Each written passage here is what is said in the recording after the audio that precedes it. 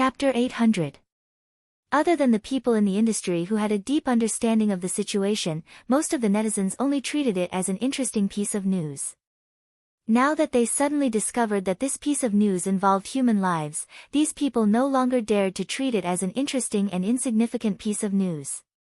Of course, it was not that no one questioned why such a terrible thing was not exposed back then and only revealed now. The other party also quickly replied, back then, someone covered the sky with one hand and the victims had no way to appeal. Now that someone has finally self-destructed, I'll feel uneasy if I don't take this opportunity to seek justice for the dead. It was reasonable, and well-founded, causing a commotion. After that, another person revealed that the two old men who harassed the waitress did not only harass this girl. There was once a victim upstairs. The girl's parents wanted to seek justice for the girl, but in the end, they were slandered for deliberately seducing a married man. The people around did not know the truth and pointed fingers at the girl, forcing the girl to go insane and cut her wrists at home. Although they were rescued later, the whole family had moved away. They didn't know what was going on now. They originally thought that it was just a moral dispute, but it suddenly involved fate. With these two typical examples, the netizens were furious.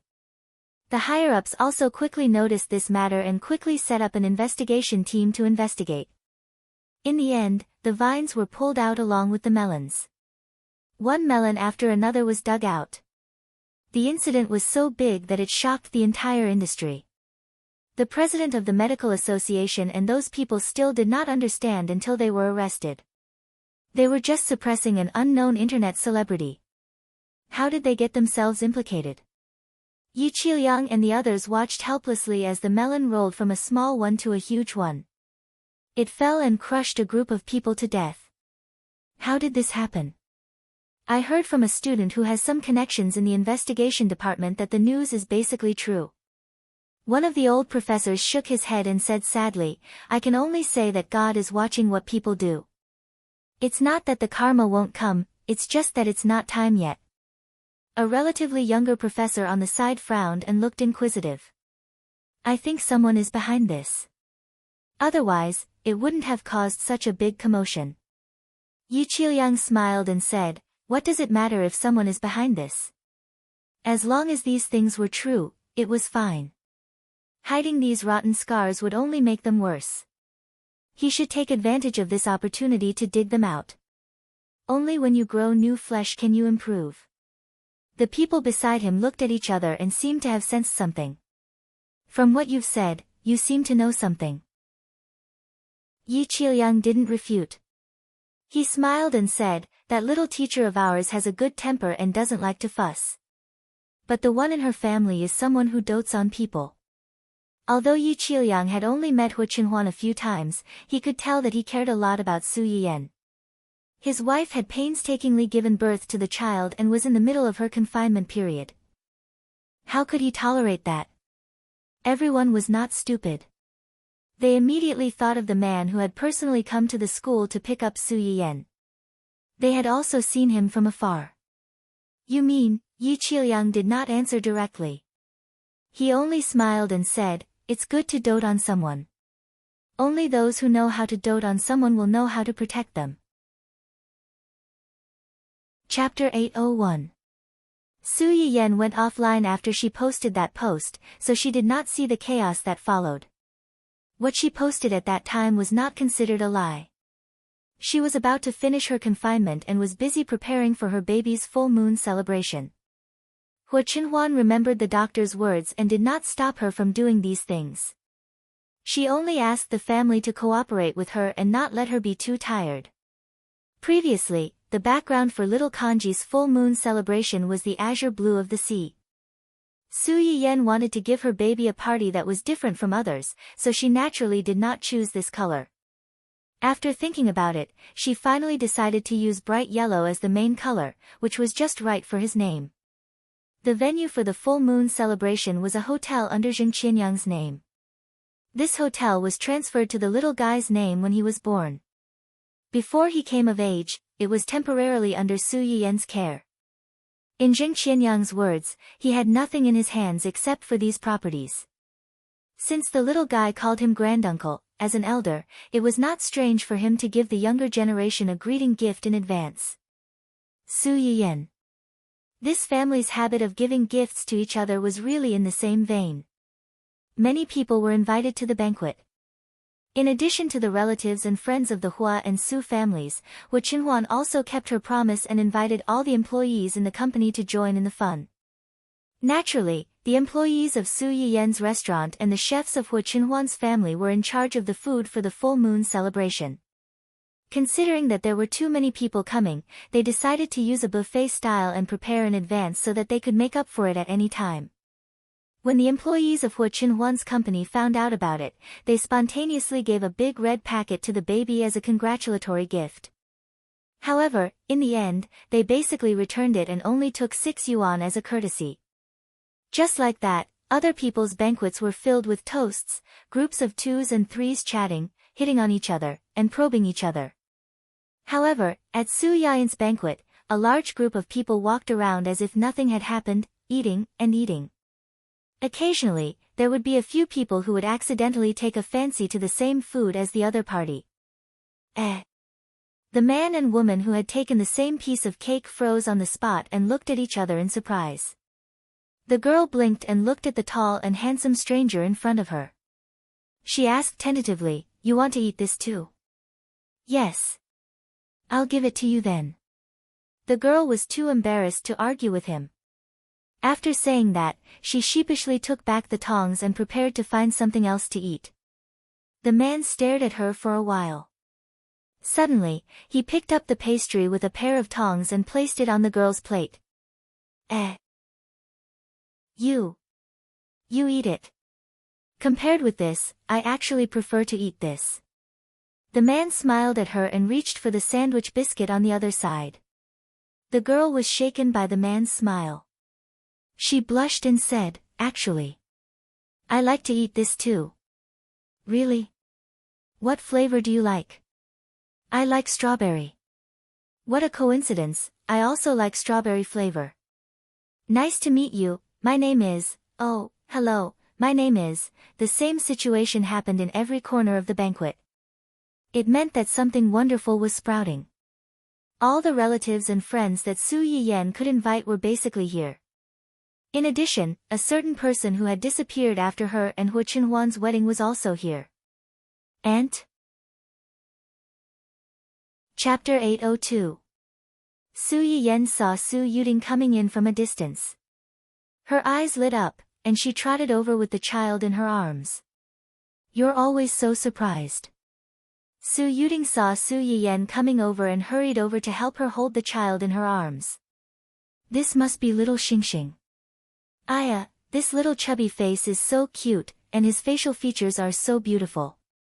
The little guy in Su Yiyan's arms opened his big black grape-like eyes, as if he heard his great-aunt praising him.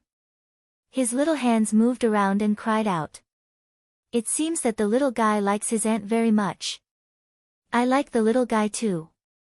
As Su Yuding spoke, she excitedly took out a delicate little box and said, "Baby, come and see what little gift I brought for you." Su Yuding brought a piece of jade for the little guy. Judging from its color, one could tell that it was valuable.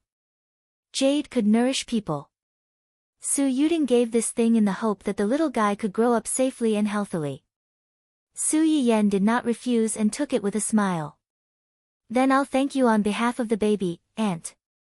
Su Yuding looked at the little boy in Su Yiyan's arms and was really envious. "It's inconvenient for you to carry things. Let me help you carry him." Su Yiyan saw through her thoughts at a glance, and the corners of her lips curled up slightly. "Sure, this little guy is very heavy. My hands are sore from carrying him." The little chubby baby was almost 8 kilograms when he was born. After a month of careful feeding, his weight had increased. Su Yiyan now felt strained to carry him for a little longer. The little guy was still silly and not afraid of strangers. After being carried by Su Yuding, he rolled his eyes and was full of curiosity. Su Yuding had not seen such a small child for a long time, and her heart softened. After greeting the guests, Mr. Su and the others also noticed Su Yiyan's movement. They came over and asked in surprise, "Little Ting, when did you come back?" "Just arrived." Mr. Su heard her words and could not help but feel a little emotional. His sister came and went in a hurry these years. The family had not sat down and talked for a long time. "Do you want to stay at home for a while this time?" "You?" "Yes. You've been traveling for a long time. You're not young anymore. It's time for you to settle down." Mr. Su tried his best to persuade Su Yuting before he realized what she had said. "What did you just say?" "You agreed." Su Yuting smiled and nodded. "I came back this time to rest for a while. I won't be leaving." "You've thought it through." Mr. Su was pleasantly surprised. Su Yiyan and Qing Xiuqin were also surprised. After the initial shock, he felt somewhat gratified. "It's good that you've thought it through. It's good that you've thought it through." The reason why Su Yuting had been drifting outside these days was mainly because of her sensitive identity. She was adopted by the Su family. After the two elders of the Su family passed away, her position was a little awkward. It was fine when he was studying. Most of the time, he lived in the dormitory. After graduation, he had to go home. After a long time, some people outside with dirty mouths always liked to use her identity to gossip about her. Su Yuting heard a lot of rumors. She did not want her family to be troubled by these rotten things, so she used the excuse of traveling. These years, she had been drifting outside and rarely came back. Now that she was finally willing to stay, didn't she think it through? Su Yuting looked at her few relatives in the world and dropped another bomb with a smile. "Brother, sister-in-law, I'm going to get married." Chapter 803. What? Su Yuting's words were like a sudden clap of thunder. Everyone was confused and screamed out loud. Especially Su Yuting's father. The eldest brother was her father, and the eldest sister-in-law was her mother. After the two elders of the Su family passed away, he and Qing Xiuqin naturally became Su Yuting's temporary guardians. In their eyes, Su Yuting was no different from Su Yuxuan and his sister. Su Yuting was 35 years old this year. It was reasonable to say that she should find someone she liked. But the point was that she had always believed in the principle of not getting married. She had been alone all these years, and they had never heard of her having anyone around her. Now that she finally came home, she directly skipped dating and said that she was going to get married. The first reaction of Su Yuting's father and the others was that their sister, aunt, must have been deceived by a stinky man outside. Su Yuting had no idea that she had become a fool in her family's eyes. Facing everyone's surprised eyes, Su Yuting said sweetly, "You didn't hear wrong. I'm going to get married." "So soon?" "Ting Ting, you weren't deceived by. Right?" Before Su Yuting's father could finish, Qing Xiuqin pulled him behind him. "Your brother means that we are all very happy that you found someone you like. But isn't it a bit too soon to say that you're going to get married as soon as you come back? After all, we haven't seen you, your boyfriend." Su Yuting knew what they were worried about. She opened her mouth and was about to explain when she saw a familiar figure coming in from outside. Su Yuting's eyes lit up slightly, and she waved at the person. The few of them saw her actions and subconsciously followed her gaze. They saw a man who looked to be about the same age as Su Yuting. He was tall and strong, and he looked quite simple and honest as he walked towards them. As soon as the man came closer, Su Yuting took the initiative to hold his hand and introduced him to them. "Brother, sister-in-law, this is my boyfriend, Du Jingshan." Du Jingshan looked at the two and smiled foolishly. "Brother, sister-in-law, hello. I'm Du Jingshan, Tingting's boyfriend. Everyone in the Su family." This man didn't look very smart. However, one could know a person's face but not his heart. A liar wouldn't write the word liar on his forehead. A man like Du Jingshan who looked very deceiving needed extra attention. Maybe their sister, aunt, was confused by his appearance.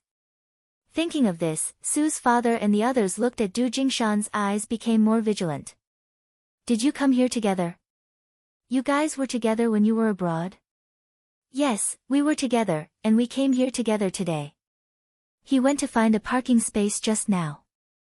I was anxious to see Yen Yen and the babies, so I came in first. Of the Sus of the Sus of the Su families of their eyes of their of the eyes of love of their eyes.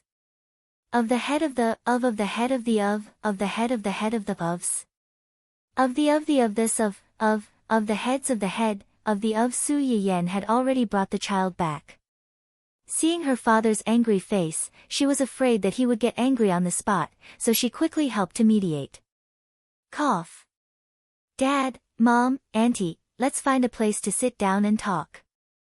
There are too many people here. Su Yuding and the others then remembered that they were still at the banquet. It was indeed not a good place to talk with people coming and going. Su's father temporarily suppressed the anger in his heart and a lot of questions, and asked his daughter to help find a suitable place for them to talk. If he didn't clear up this matter today, he was afraid that he wouldn't be able to sleep tonight. Chapter 804. The hotel they were in was originally Zheng Qianyang's property, and now it was temporarily transferred to Su Yiyen's name. It wasn't difficult for them to find a private room where they could have a conversation. Soon, the hotel staff helped them clear out a large private room and led them there. Hua Qinhuan was greeting the Lan family and did not come over immediately. Now that he heard that Su Yiyen had specially booked a small private room, he was puzzled but still came over. When Su Yiyen saw him, she immediately lowered her voice and took the initiative to share the current situation with him. Auntie has a boyfriend, and she said she wants to get married as soon as she came back. My dad's face darkened. I think my future brother-in-law will have a hard time today. After listening to his wife's explanation, Hua Qinhuan's eyes were also a little surprised. He had only met Su Yuding once when he married Su Yiyen. His impression of her was that she was a very energetic and opinionated woman. Su Yiyen had mentioned to him before that her auntie did not believe in marriage. Now that she suddenly said she wanted to get married, it was inevitable that he would be surprised. However, from Hua Qinhuan's impression of her, it was not impossible for Su Yuding to do this. As soon as they sat down, Father Su looked like he was interrogating a criminal. With a cold face, he asked several questions like a machine gun. Tell me, how did you meet? When did you start dating? How long have you been together? Who was the one who pursued who? Pfft. Su Yuding burst out laughing and said helplessly, Brother, you asked too many questions this time. Which one do you want him to answer first? Father Su glared at his sister and did not compromise. Answer carefully, don't leave out any of them. Brother, Father Su glared at her. Did I ask you? Let him say it himself. Su Yuding wanted to say something but was stopped by Du Jingshan, who smiled good-naturedly. I took the initiative to pursue Tingting. We first met in a city. At that time, Tingting went to the flower shop to buy flowers and bumped into me. I fell in love with her at first sight. Wait a minute, Cheng Xiuqin heard this and hurriedly interrupted him. You said you met Tingting in a city. Then aren't you? Su Yuding was a little embarrassed. Actually, he has been pursuing me for almost 7 years. 7 years? Everyone in the room was shocked again. Why didn't we know anything about it? Su Yuding averted her gaze, feeling guilty for some reason. If I don't tell you, how would you know? The few of them choked, feeling stifled and depressed. There was also a sadness of being excluded. On the contrary, Su Yayin was quite curious about the relationship between the two. She smiled faintly and asked, Auntie, you've been running around for the past few years, and he's been chasing you for 7 years. Does that mean, he's also running around with you? Yeah. When Mr. Su and the others heard this, they couldn't sit still. A grown man who didn't have a good career and was running around chasing after a beautiful girl. No matter how they looked at it, it didn't sound reliable. What do you do? Du Jingshan subconsciously glanced at Su Yuding and said truthfully, I was a venture capitalist in my early years. Later, I made some money and bought an island by myself.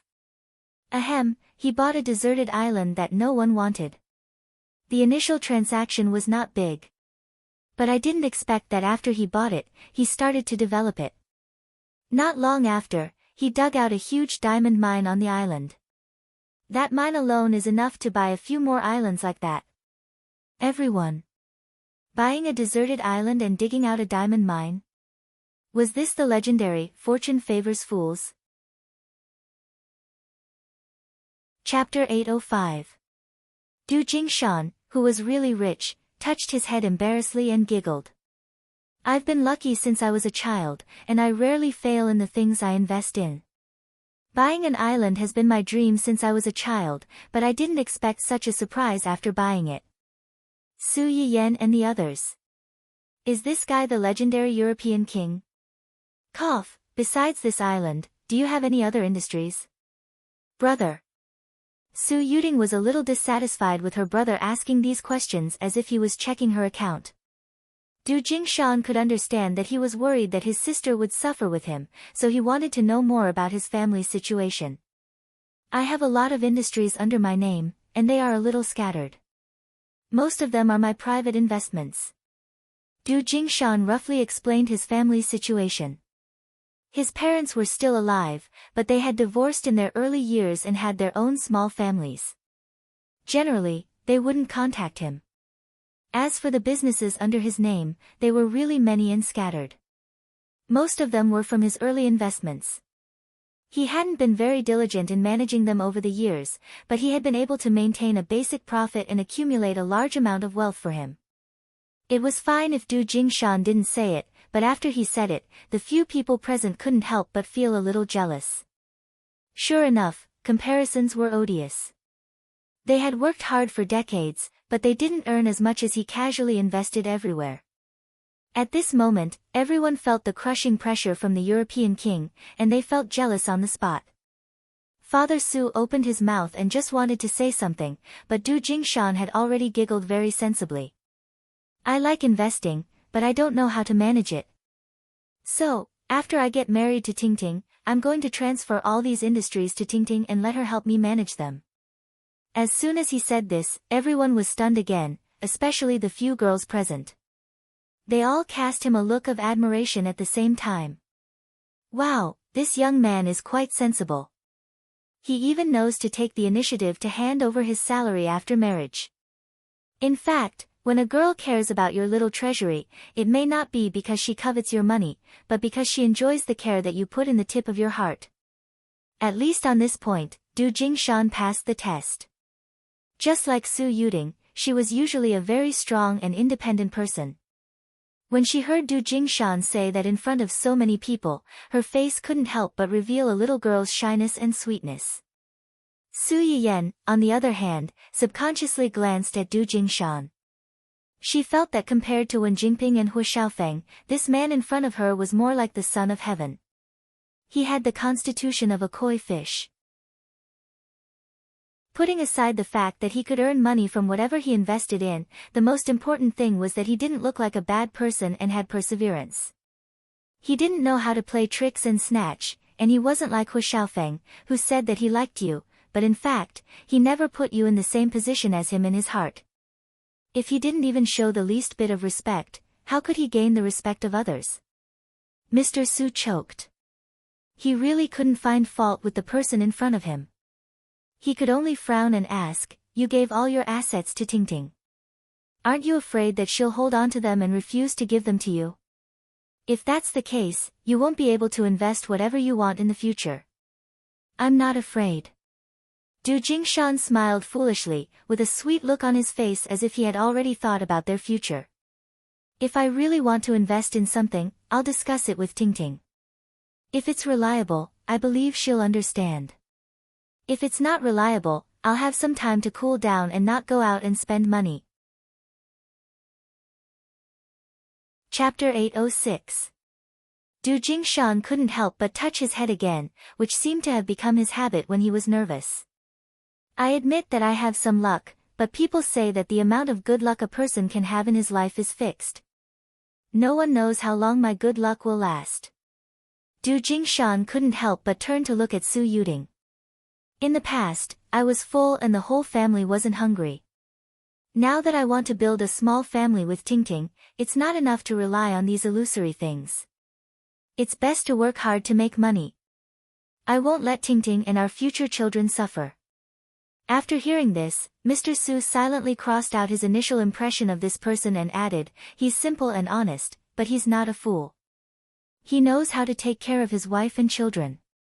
Not bad. When Qing Xiuqin saw that her husband's expression had eased up, she knew that he didn't reject this future brother-in-law as much as before. Her lips curled up as she asked curiously, you said that he pursued you for 7 years. When did you two officially get together?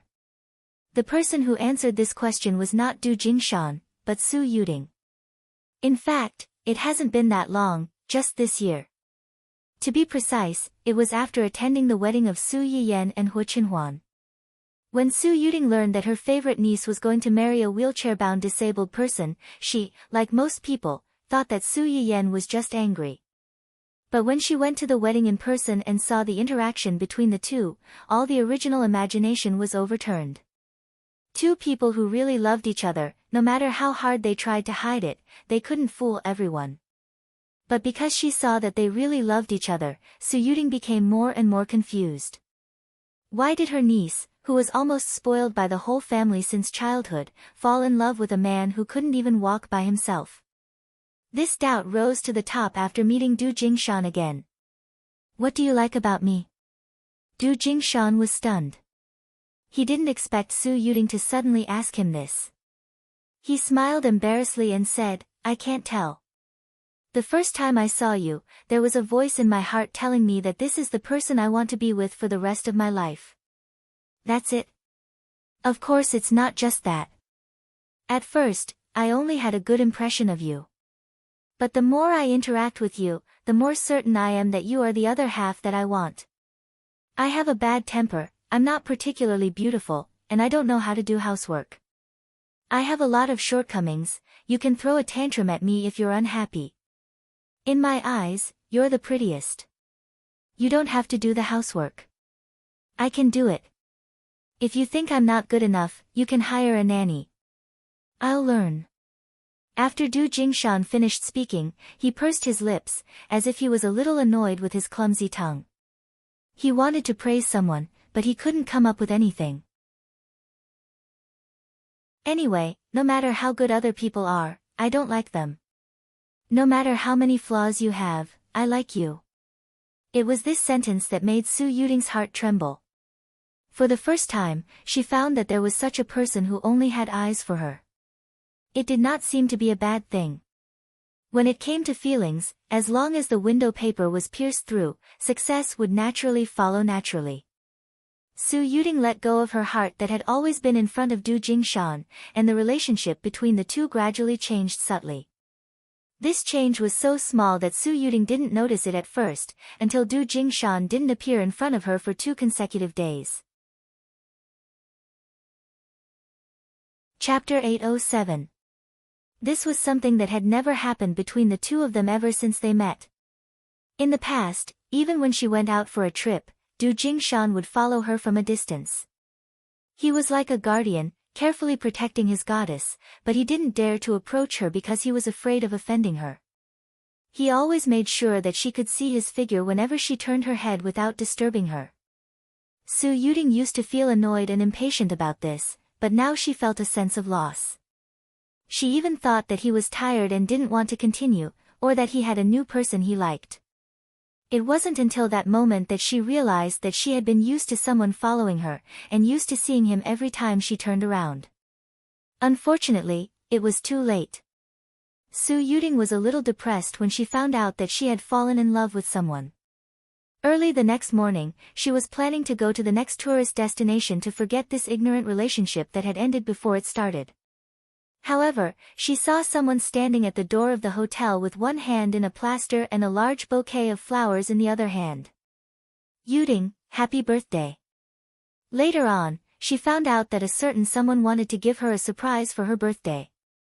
He specially rented a place nearby and personally decorated it. As a result, he accidentally fell from the ladder and broke his hand. This was also the reason why he didn't show up yesterday. The hesitation in Su Yuding's heart completely collapsed at this moment. She took the bouquet from Du Jingshan and her eyes turned red on the spot.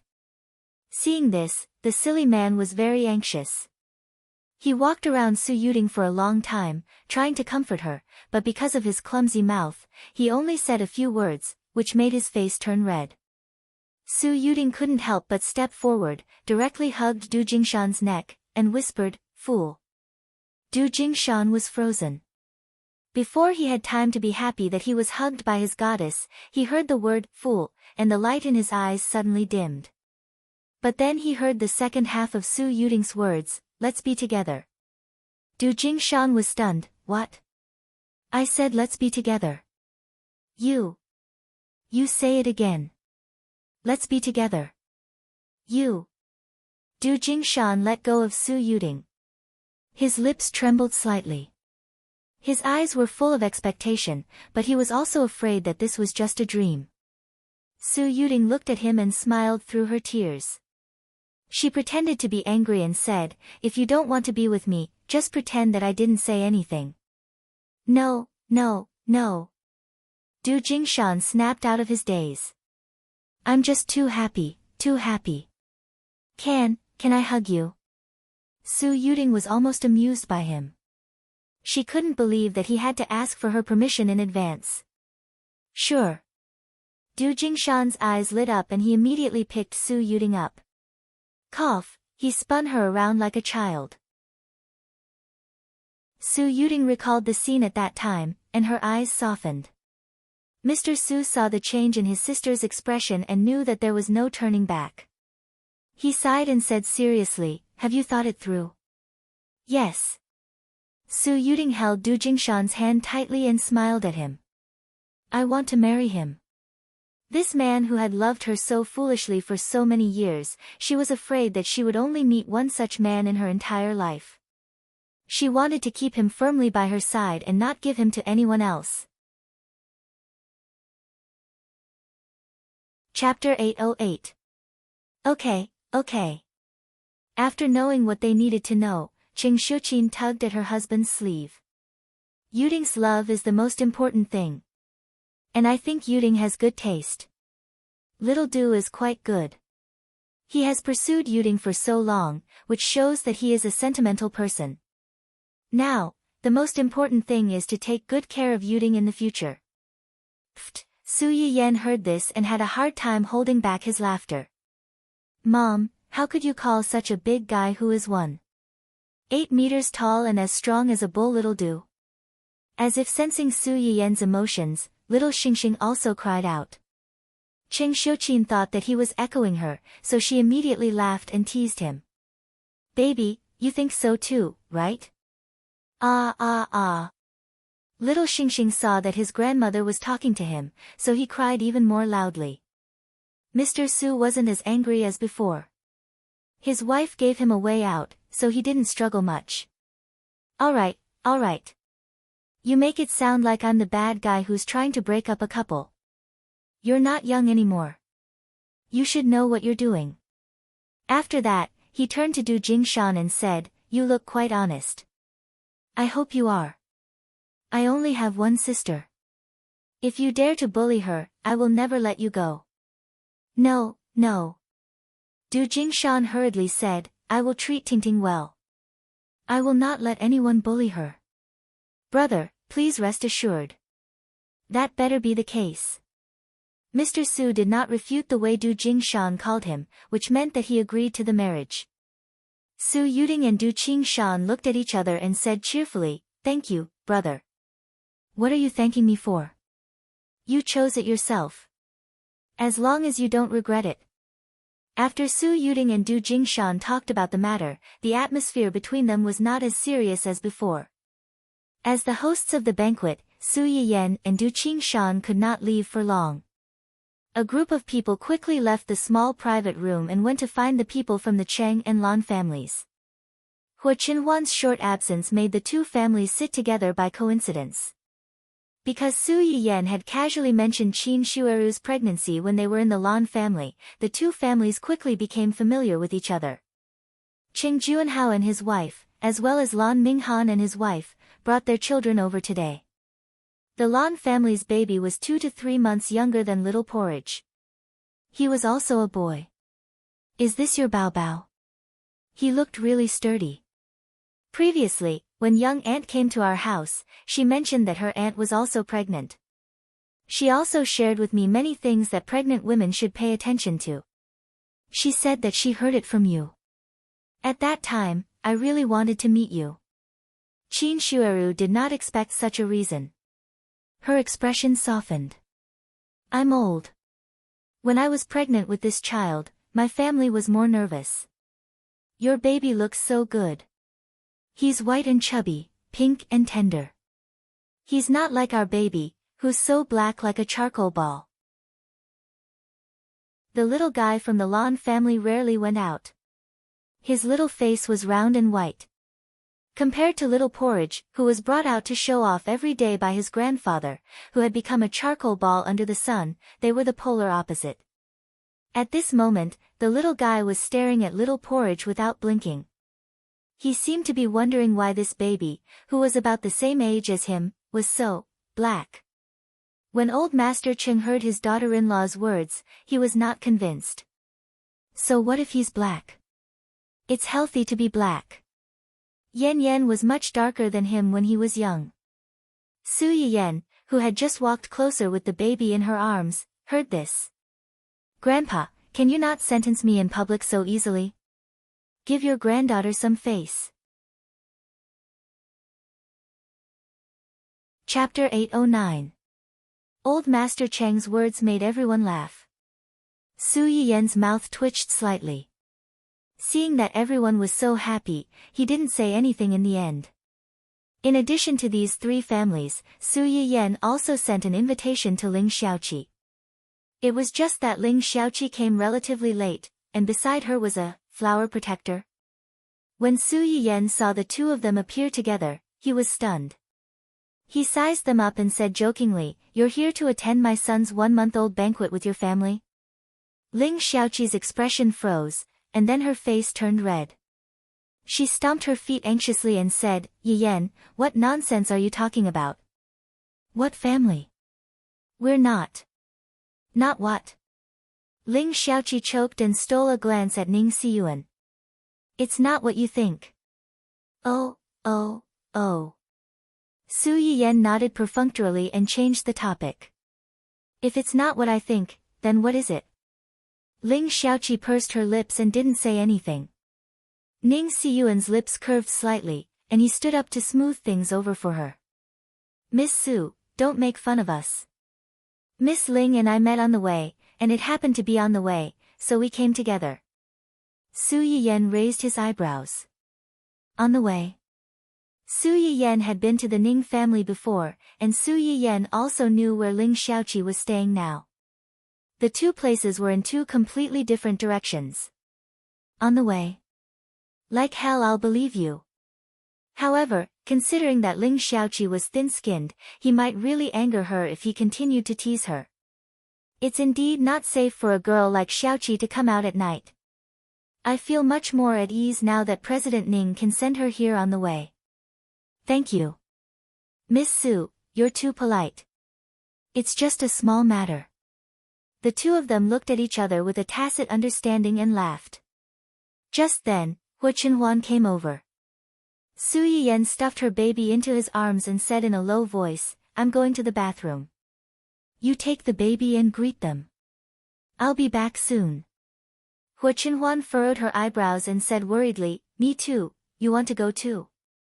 Before Hu Chenhuan could say anything, Ling Xiaoqi, who had been eavesdropping, spoke first with a subtle expression, "Are you too serious? You even have to go to the bathroom together. So, are you going to the men's room or the women's room?" As soon as these words were spoken, the guests' gazes were all focused on Su Yiyan and Su Yiyan. Su Yiyan, Hu Chenhuan, Su Yiyan blushed and coughed softly. "We're just going to the bathroom. This is Uncle's territory. Nothing will happen." Hua Qinhuan was silent for a moment before compromising.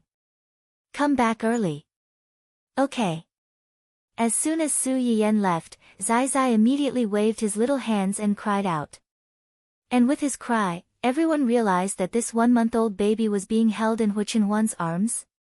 Damn, the boss is holding the little prince. Isn't the point the boss's standard posture of holding a baby? It's obvious that he often holds the baby at home. Maybe he even helped change the baby's diapers. It's not impossible if you think about it carefully. With how much the boss cares about Madam, he definitely doesn't want Madam to be tired from taking care of the baby. Shouldn't he help? Are you stupid? It's not like the boss doesn't have a nanny at home. Why would he need Madam to take care of the baby? How tired can she be? Then explain why the boss's posture of holding the baby is so skillful. Chapter 8:10. She was met with a long silence. After some time, someone covered his face and wailed softly. The domineering CEO turned into a virtuous stay-at-home dad in a second. This is too much of a shock. I need to calm down. Ning Xiyuan also needed to calm down. Ling Xiaoqi had visited the family Hua many times during Su Yiyan's confinement period, so she was used to seeing Hua Qinhuan with a baby.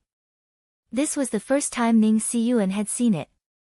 His gaze drifted to the child. He happened to see Hua Qinhuan looking down at Zai Zai in his arms.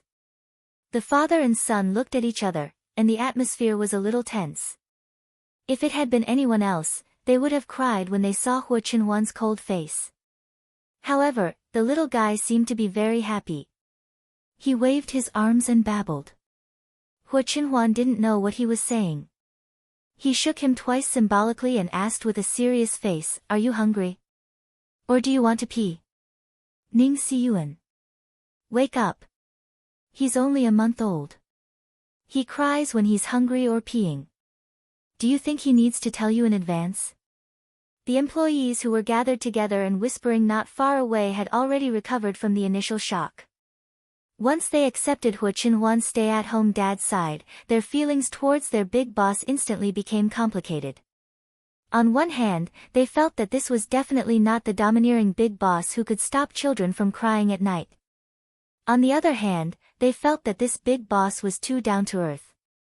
They were in the same world and had the same father. No matter who you were, you had to feed your child and change his diapers when you became a stay-at-home dad. There were even a few people who were thinking rebelliously, "Little prince, give me a piss.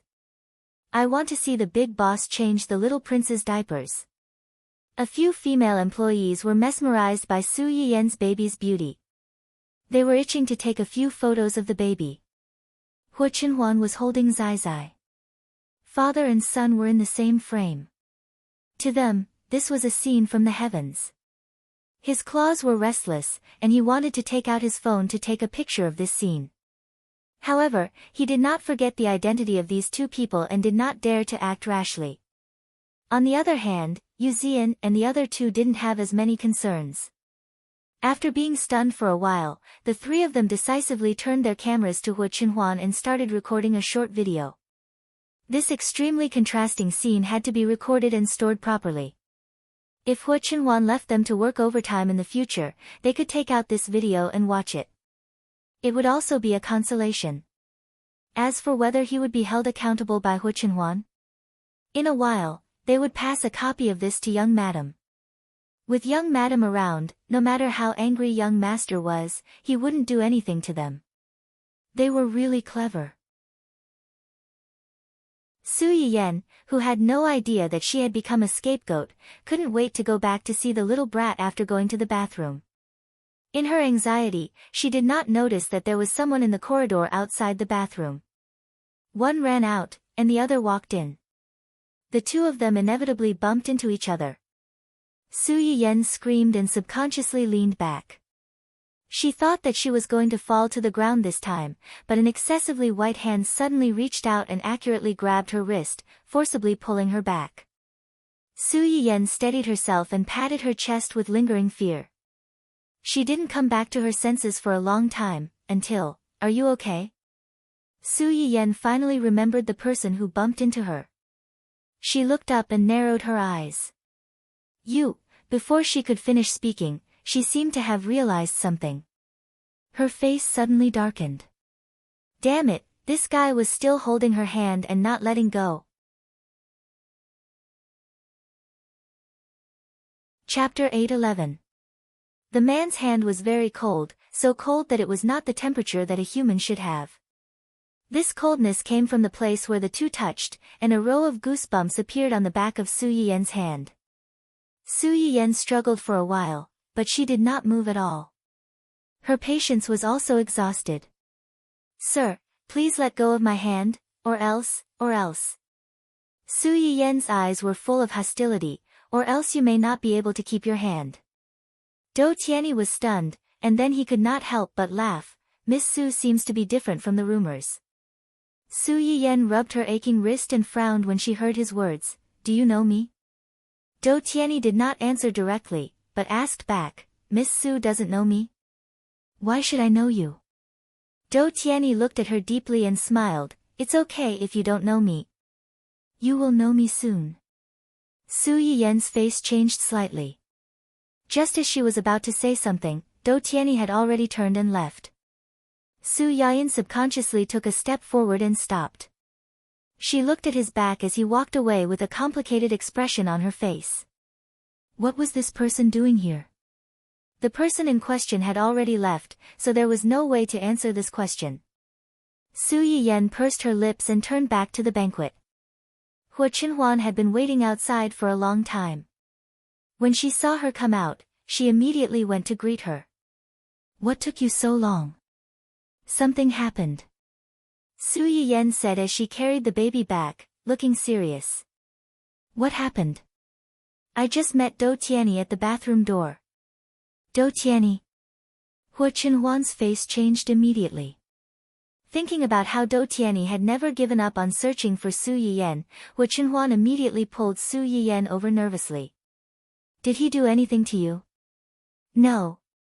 Su Yiyen shook her head and briefly explained what had happened. I wanted to come back to you guys as soon as possible. When I came out, I was in a hurry and bumped into him at the bathroom door. He helped me up and left without saying a word. Hua Qinhuan looked at the red mark on Su Yiyen's wrist that had yet to fade. Her eyes were deep and serene. Just like Su Yiyen, he also felt that Do Tianyi's appearance here and his encounter with Su Yiyen was definitely not as simple as a coincidence. Most importantly, how did he get in here? In order to hold the little fellow's 1-month-old birthday party, this hotel had closed its doors today and specially emptied the venue. Non-invitees were not allowed to enter. Logically speaking, Do Tianyi should not have been able to enter. Su Yiyen was reminded by him and realized that something was wrong. She frowned and said, maybe he got in with someone's invitation. They had sent out neither too many nor too few invitations. Just the employees of Hua Qinhuan's company alone had sent out an unknown number of invitations. With Do Tianyi's ability, it was not difficult for him to get an invitation and sneak in. However, if this was the case, it further proved that his appearance here today was intentional and not a coincidence. Hua Qinhuan thought deeper than Su Yiyen. If Do Tianyi really got an invitation from someone else and sneaked in, if this person was a businessman, it would be fine. But if this person was an employee of his company, he sold his invitation just for a little money. This alone could not be allowed to stay. Moreover, most of the employees in his company had some guesses about Su Yiyen's identity. If he had really been bribed, then Do Tianyi had already. Chapter 8:12. Hua Qinhuan's eyes were cold. He had already begun to think about how to get someone to investigate the people under him. Although Su Yiyen didn't think as much as he did, she could guess the main reason why Do Tianyi suddenly appeared here.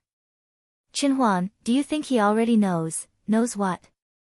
Knows that I'm the owner of the medicinal cuisine restaurant. Hua Qinhuan's eyes were slightly cold. Why do you ask? He just called me Miss Su directly and asked me how I didn't know him. From his tone, he seemed to be very sure that I know him, but I haven't met him before. At least, she hadn't met him as the miss of the Su family and Hu Chenhuan's wife.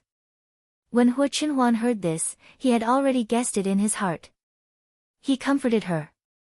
It's also possible that when Jingping mentioned you to him. Su Yiyen pursed her lips and didn't say anything. Dou Tiany's attitude towards her today was very strange. It wasn't bad. It even had some intimacy and inexplicable familiarity. If he really knew her from Wen Jingping, his attitude would definitely not be like this. No matter what, he must have some ulterior motive for appearing at this time. You should be careful these days. Don't contact him.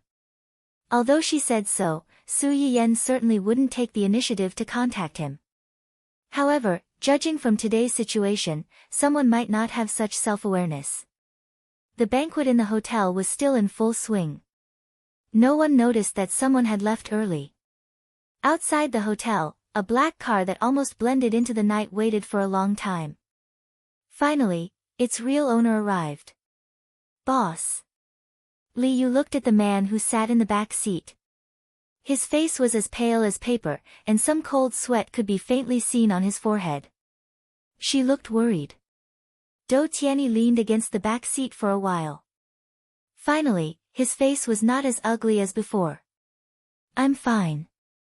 Li Yu looked at him with some disapproval. Boss, if you want to see Miss Su, you can ask someone to invite her over.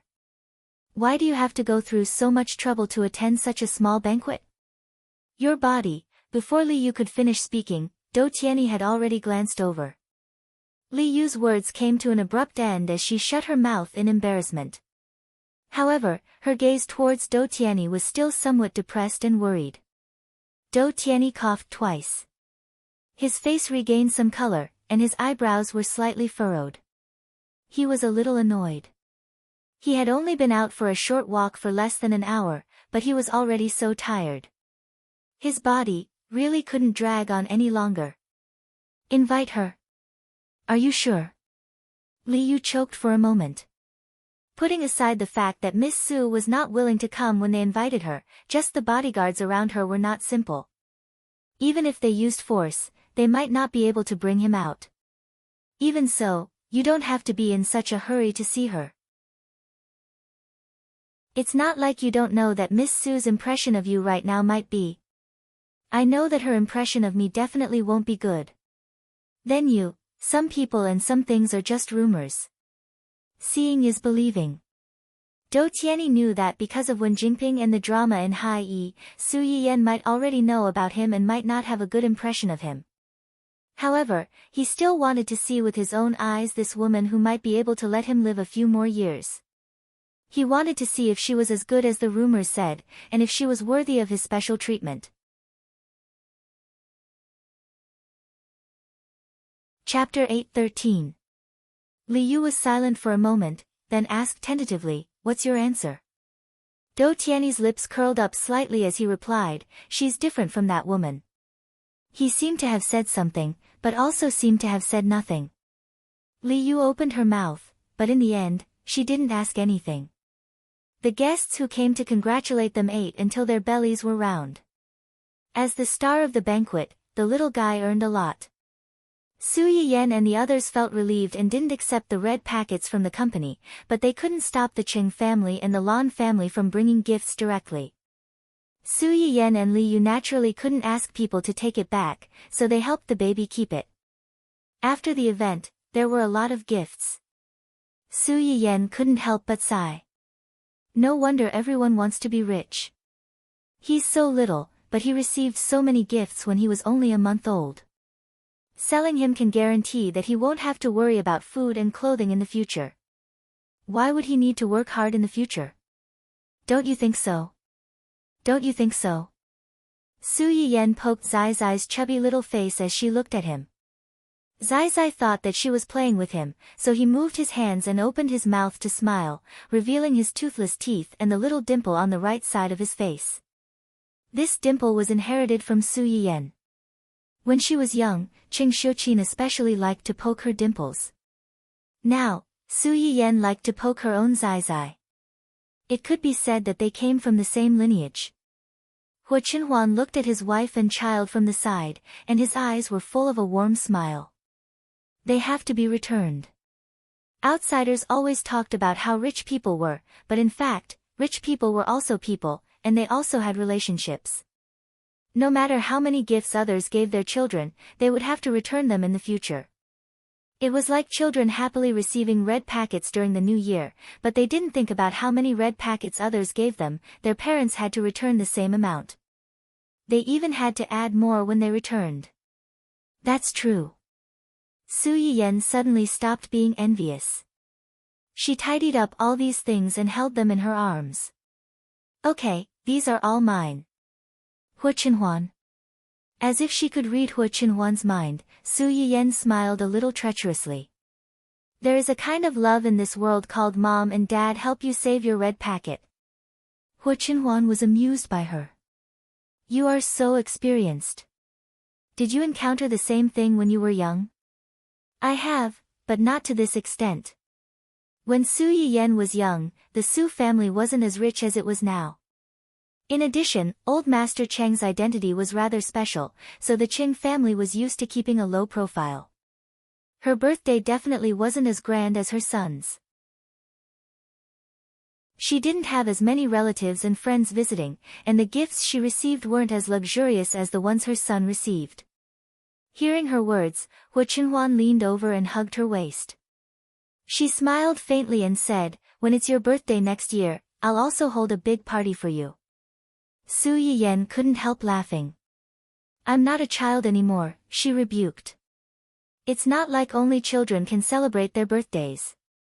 Besides..." Hua Chenhuan didn't finish his sentence. Su Yiyen didn't wait for him to continue for a long time, so she turned to look at him in confusion. Hua Chenhuan seemed to have been waiting for this moment. He took the opportunity to kiss her and said softly, "You're not a child. You're my baby." Su Yiyen was stunned. She immediately blushed. The two parents were so lovey-dovey that they obviously forgot about the little accident on the bed. Until the little girl was unhappy that she was ignored and started crying. Su Yiyen and Hua Chenhuan. They were done for. They had taught the child the wrong things. Chapter 8:14. After the baby's 1-month-old celebration, Su Yiyen was also out of confinement. Dun Dun, who had been fostered at Ling Xiaoqi's place, was also sent back. Along with it was the little male puppy that Hua Hua gave birth to. This puppy's name was Silly Boy. When Su Yiyen heard it before, she almost choked. Of all the names, she had to call him Silly Boy. Was she trying to bully it because it didn't understand the meaning of these two words?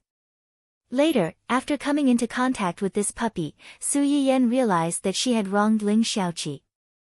This dog was indeed a silly boy.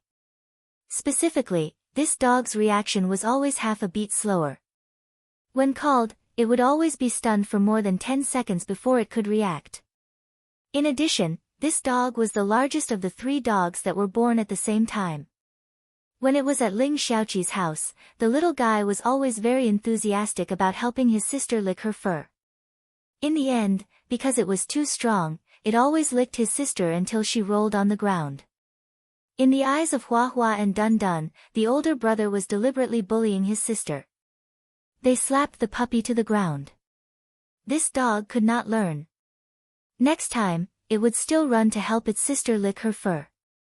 Moreover, it did not improve at all. It would be slapped to the ground by its parents again. Su Yiyen. This dog was not only a silly boy, but also a bachelor. When Dun Dun was brought back from Ling Xiaoqi's house, it was still a little unhappy. It directed and acted out a scene with Hua Hua to send them off. But as soon as it returned to the family Hua, this guy immediately showed its true colors. It arrogantly took its eldest son to every corner of the house. It seemed to be showing off to its son. "Look, this is the country that your father fought for. In the future, half of it will be yours."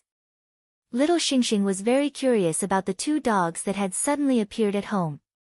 When it held the milk bottle and drank milk, its eyes stared unblinkingly at the 2 dogs' buttocks.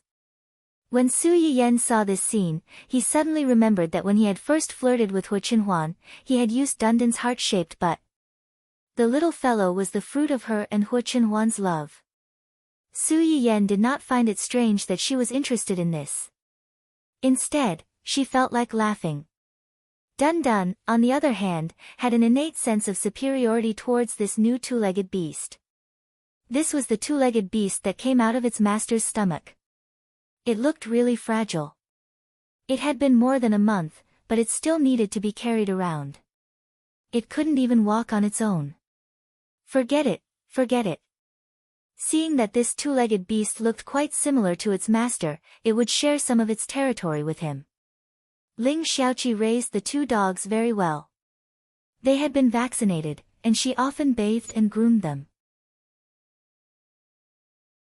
Su Yiyen did not guard against them and did not allow them to get close to the child. At this moment, he saw Dun Dun take the initiative to approach little Xingxing. It even put its paws on the side of little Xingxing's cradle and helped to push it. There was a hint of a smile in his eyes. In the eyes of Su Yiyen and Hu Qinhuan, the baby's full moon ceremony was just a small ceremony to share with friends and relatives that there was a new member in the family. However, in the eyes of some people, the impact of this ceremony was far more than that. This point was greatly demonstrated in the following week. The head of the technical department, report. The flower of the human resources department is no longer single. As soon as this message appeared in the company's large group chat, it immediately caused a huge commotion. The pillar of the publicity department, in the end, it was the wrong choice. Blood tears. JPG, everyone in the company knew that the big boss of the publicity department liked the flower of the human resources department. He had been pursuing her for a long time but had not been able to win her over. They did not expect that in just a few days, someone else would intercept him. Chapter 8:15. For a moment, rows and rows of stroking a dog's head emojis appeared in the group. After comforting this lovelorn young man, everyone in the company had to face an extremely sad matter. Single dog number 1 of the secretarial department, from today onwards, the single dogs in the company have lost another target to pursue. The fertile water has flowed into the fields of outsiders after all. Vicissitudes of life lighting up cigarettes. JPG, flower of the technical department, this is the 6th this week, right? After the most popular guy in the technical department, the flower of the publicity department, Little Wu from the legal department, Little Zhang from the finance department, and Little Li from the logistics department, the flower of the human resources department also could not escape the love magic network. Lady at the front desk, QAQY are so many people no longer single, but I'm still single. The person pursuing Little Wu seems to be an especially handsome rich second-generation heir. It's said that he's super good-looking and doesn't lose to the little fresh meats in the entertainment industry at all. Sob sob sob, when will such a handsome and rich man like me take a fancy to me? I just want to be in a sweet and romantic relationship. Lady at the publicity department, good girl, stop dreaming, you're shameless. Flower of the technical department, above me, love at first sight is not about love, it's about face.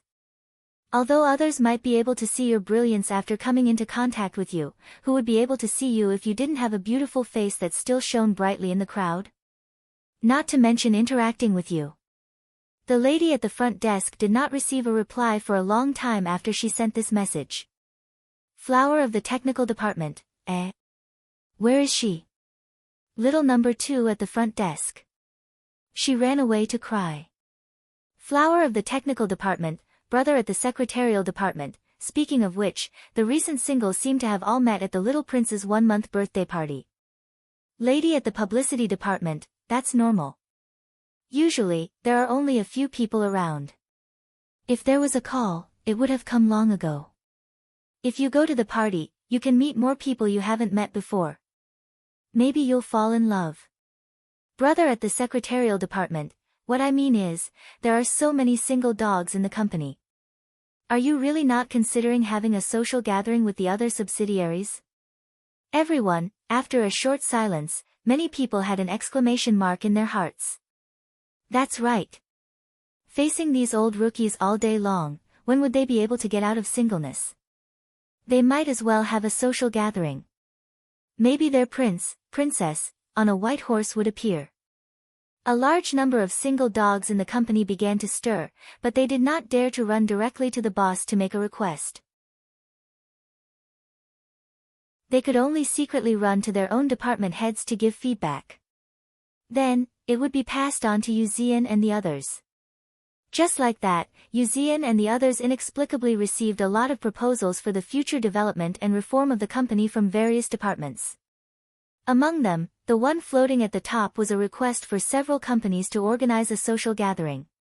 There were many reasons below, such as, because there have been more single people in the company recently, it has caused the employees to be impetuous, which affects the employees' physical and mental health and work efficiency. Friendship can deepen the mutual ties between the subsidiaries, and if it can develop into a romantic relationship, it can promote the continuous and harmonious development of the two companies. He made it sound so high-sounding.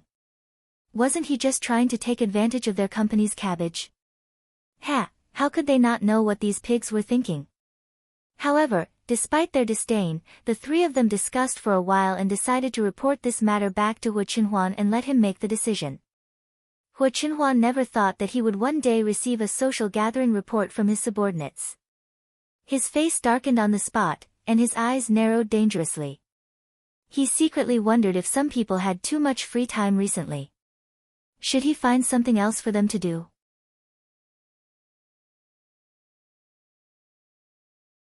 Chapter 8:16. Achoo! Yuzian sneezed loudly. He wrapped his arms around his chest and shivered from the cold. Why do I feel so cold all of a sudden? Am I suffering from some kind of terminal illness? Should I ask young mistress to take a look at me? Hearing this, Gu Xiaoyang rolled his eyes. From experience, this kind of situation usually means that you are about to face a great disaster. Disaster? Yuzian's expression changed immediately. What disaster? I haven't done anything recently. Did you forget the proposal we sent to young master this morning? You mean? Yuzian's expression stiffened, and he said with some hope, ha, this matter shouldn't be so serious that it's going to be a disaster, right? Gu Xiaoyang didn't comment. Who knew what young master was thinking? Yuzian and the others didn't realize that they were on the verge of death. They kept jumping around and could send themselves to hell at any time. Su Yiyen had just gone upstairs when she saw her man sitting in front of the floor-to-ceiling window with a dark face. She couldn't help but feel a little strange. What's wrong? Did something happen at the company? Nothing. Why do you look so upset? Su Yiyen said as she sat in Hu Qinhuan's arms and poked his face. Su Yiyen was probably the only person in the world who dared to treat him like this, and he didn't have to worry about Hu Qinhuan's revenge. Hu Qinhuan let her poke him a few times before he grabbed her hand and explained the matter briefly. Friendship party. Su Yiyen blinked in surprise and curiosity. Why do you want to have a friendship party all of a sudden? Hu Qinhuan looked at her with a complicated expression. This might be our fault. How does it have anything to do with us? Hu Qinhuan didn't say anything. Instead, he pulled up the discussion in the company's group chat so that she could understand the matter more directly. Unexpectedly, Su Yiyen's first reaction when she saw the group chat was, "You actually opened a SMUF account in the company's group chat." Hu Qinhuan. Was that the main point? Moreover, what's wrong with opening a side account? Who didn't have a few sock puppets these days? I'm still a sock puppet in your live stream. Su Yiyen naturally knew this as well. After complaining, she began to look at the chat records of the company's employees. Only then did she realize that the reason why they wanted to hold a social gathering was that on the day of the full moon banquet, several of the company's single partners had left their single partners. As a result, the company was overflowing with dog food, and the single dogs were dejected. The corner of Su Yiyen's mouth twitched. She really couldn't understand how the baby's full moon celebration had turned into a blind date. I won't take the blame for this. Obviously, it's them, Tortoise and Green Bean, who like each other. What does it have to do with us? Maybe they already know each other, but they just haven't confirmed their relationship before. Hua Qinhuan looked at Su Yiyan's fearful expression, and her face was not as dark as before. She chuckled softly and said, according to what I know, these people who have left their single partners all harmoniously discussed the food they ate that night, and strongly recommended a few dishes to each other. Only then did they like each other and develop a relationship. What the hell? Hooking up with each other so easily? Are you sure these people who have left their single partners aren't foodies? It's getting harder and harder to understand the thoughts of young people these days. Hua Qinhuan couldn't help but laugh. Then why don't we not let them hold it? Don't. Su Yiyan looked at Hua Qinhuan plaintively. Let them hold it. It's bad enough that the singles are abused. If this drags on, perhaps no one will want them in the future.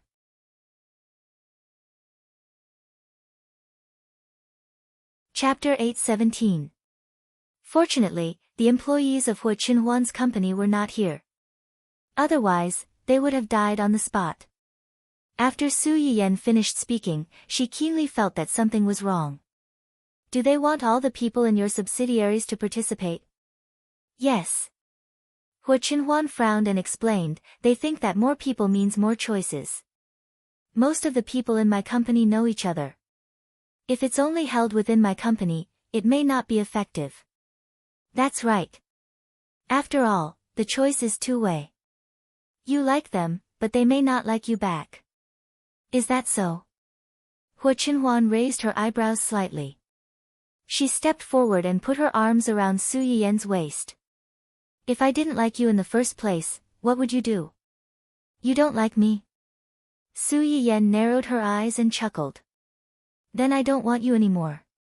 The smile on Hua Qinhuan's face suddenly froze, and the atmosphere around her became colder. Su Yiyan was not scared at all. She asked, would you not like me? No. Then that's it. Su Yiyan did not give Hua Qinhuan a chance to respond. She reached out and hugged Hua Qinhuan's neck. What about you? What? If you like me, but I don't like you, what would you do? Hua Qinhuan said without thinking, you like me. I mean, if you like me, but I don't like you, what would you do? Hua Qinhuan subconsciously wanted to say that it was impossible. However, when she met Su Yiyan's eyes, she suddenly could not say that. If you don't like me, I will try my best to make you like me. How will you try your best to make me like you? Hua Qinhuan was stunned. She met Su Yiyan's eyes. The unspeakable thoughts in her heart suddenly came out, and the hands holding her trembled slightly. It wasn't fear or anger, but excitement. I will hide you in a place where no one can see you. I will be the only one there. I won't hurt you, but I will imprison you and restrict you. I won't let you meet anyone, and you can only have me in your world. I will make myself your world. In the end, Hua Qinhuan couldn't bear to hurt her. No matter how much he wanted to force her to fall in love with him, he didn't dare and didn't want to hurt her. Su Yiyan had always been aware of Hua Qinhuan's subtle possessiveness towards her. Back when her legs were crippled, she might have been able to restrain it. But now, this possessiveness was becoming more and more obvious. She just didn't expect that Hua Qinhuan had held back for so long and only had the idea of imprisoning her. She thought that she would have to experience mental and physical torture, especially the melodramatic entanglement of getting your heart even though he couldn't get you. It wasn't exciting at all. Why did she suddenly feel a little disappointed? At that time, if Hua Qinhuan had known what Su Yiyan was thinking, he would have realized that all these years of endurance were useless. He would have turned into a wolf on the spot and executed Su Yiyan on the spot. You're giving advice in hindsight. Su Yiyan curled her lips and glared at Hua Qinhuan with disgust. I don't know who was the one who didn't even dare to appear in front of me. She watched her nephew get engaged with me and was indifferent. I wasn't indifferent. Before Su Yiyan finished speaking, Hua Qinhuan had already interrupted her. I wasn't indifferent. When you got engaged, I was so jealous that I wanted to kill someone.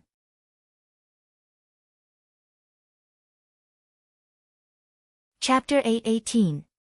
Su Yiyen was stunned, and her eyes suddenly felt a little hot. Since you are so jealous that you want to kill someone, why don't you take me away? Hu Chenhuan pursed his lips and did not speak. I know even if you don't say it. You are afraid of involving me. You are afraid that I won't like you. You are afraid that I won't be happy with you. Su Yiyen hugged Hu Chenhuan's waist tightly and scolded in a low voice, You fool. How do you know that I don't like you if you don't fight for it? Well, I am a fool. Hu Chenhuan agreed unconditionally. When he recalled what Su Yiyen said, he felt as if he had been separated from them for a lifetime. It had only been 2 years, but it seemed as if a lifetime had passed. Those things seemed to have only happened in his previous life. Su Yiyen nestled in Hu Chenhuan's arms and was silent for a long time. Then she said in a muffled voice, Fortunately. What? Fortunately, we are in love with each other. Hu Chenhuan was stunned. After he reacted, he chuckled and said, Yes, fortunately, we are in love with each other. Su Yiyen couldn't help laughing when she saw him laughing. She looked at his eyes that reflected her and said softly, You are my whole world now. Hu Chenhuan's eyes flickered, and with a trace of piety, he lowered his head and kissed her forehead. You are also my whole world. Su Yiyen's face flushed. She coughed softly and said, Since they want to do it, let's do it. By the way, call the bachelors of the Hu Corporation of the right age. If they want to do it, let's do it big, so that we won't have to spend more effort in the future. After that, she seemed to think of something and frowned slightly. Isn't it bad to let the people of the Hu Corporation get involved? Let's forget it and let these companies deal with it themselves. Although Hu Chenhuan had used Hu Xiaofeng's insignificant help to pull Hu Qihan down from the position of the head of the Hu Corporation without much effort. However, Hu Qihan had been in charge of the Hu Corporation for so many years. Even if he wasn't the person in charge, there must be a lot of his people left. When the Hu Corporation changed hands, these people were worried that the new boss would make drastic changes. They didn't know when they would be implicated, so they temporarily quieted down. But if you ignore them for a long time, who knows when they will run out and bite you, biting off a piece of meat from your body. This was also the reason why Hu Chenhuan was initially reluctant to take over the Hu Corporation. The current Hu Corporation was no longer the Hu Corporation her father had founded. It was no longer the Hu Corporation that her father had founded. The various forces were intertwined, and no matter what, they would be eaten into an empty shell sooner or later. If they were to spend the effort to get rid of them, it would be better to directly overthrow them and rebuild a new company. It's okay. Your suggestion is very good. Let's do it. Su Yiyen looked surprised. Are you okay? It'll be fine. Xiao Yang and the others will keep an eye on it. Maybe we can use this to lure out some people who are unwilling to be left out. In that case, you will have contributed greatly. Su Yiyen was stunned for a while before she understood what Hu Chenhuan meant. She exclaimed, You mean, a honey trap? Why is it a honey trap and not a honey trap? That's fine, but aren't the companies under you all engaged in research and development? Generally speaking, aren't there more boys in this kind of business? The success rate of a honey trap should be higher than a honey trap. To be honest, it did make sense. So, is it what I think it is?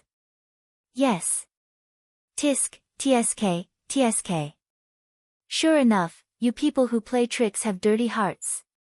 You can think of a honey trap for a good blind date. You are too scheming.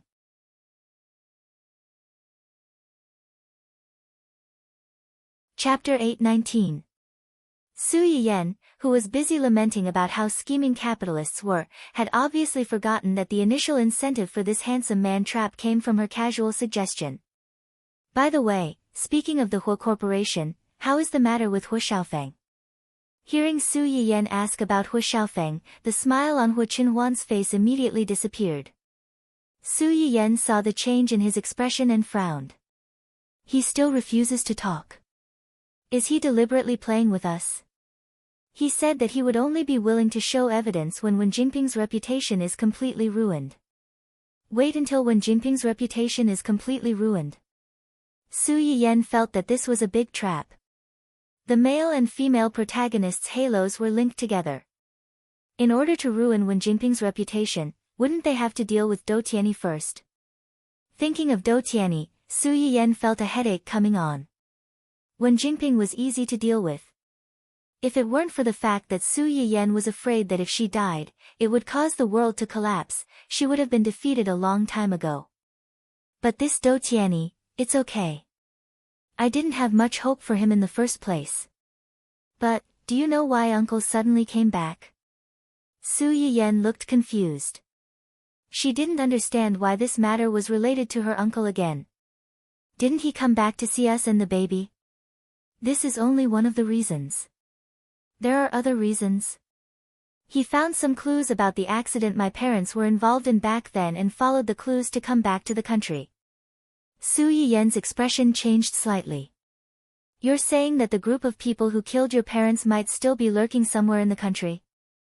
Huo Chenhuan looked at his wife's suddenly pale face and knew what she was worried about.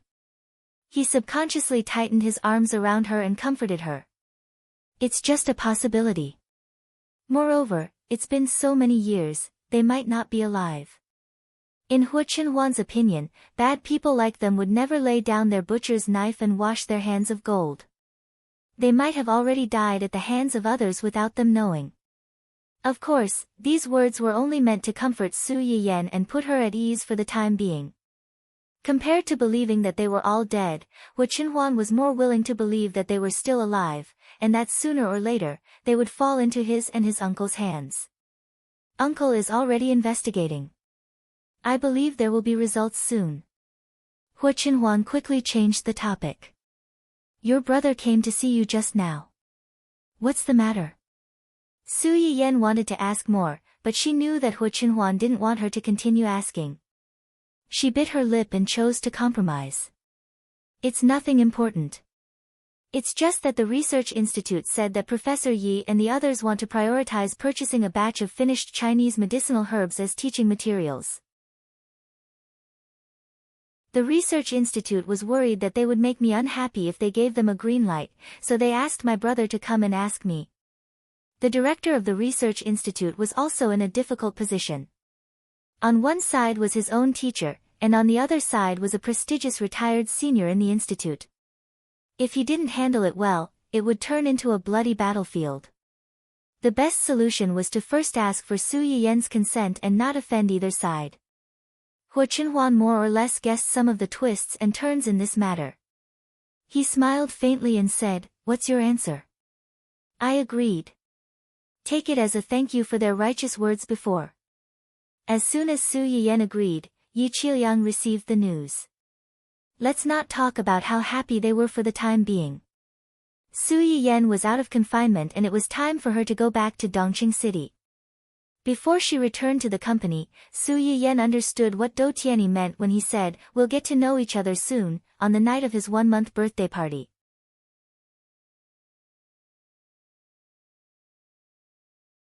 Chapter 820. Yan Yan, welcome back. Su Yiyan had just entered Dongqing when she bumped into Xia Junsheng, who had specially come to pick her up.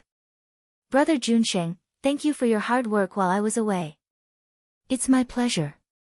Xia Junsheng smiled and led Su Yiyan upstairs. Returning to her office after half a year, Su Yiyan felt like a lifetime had passed. Especially since she had been busy with her pregnancy and postpartum confinement, Xia Junsheng had not bothered her with the company's internal affairs as long as they were not too important. After being idle for so long, Su Yiyan was not used to suddenly returning to work. Fortunately, after sitting down, Su Yiyan quickly regained her composure and went straight to the point. You said on the phone that Hai Yi wants to work with us. Yes. Xia Junsheng handed the proposal that he had prepared earlier to Su Yiyan.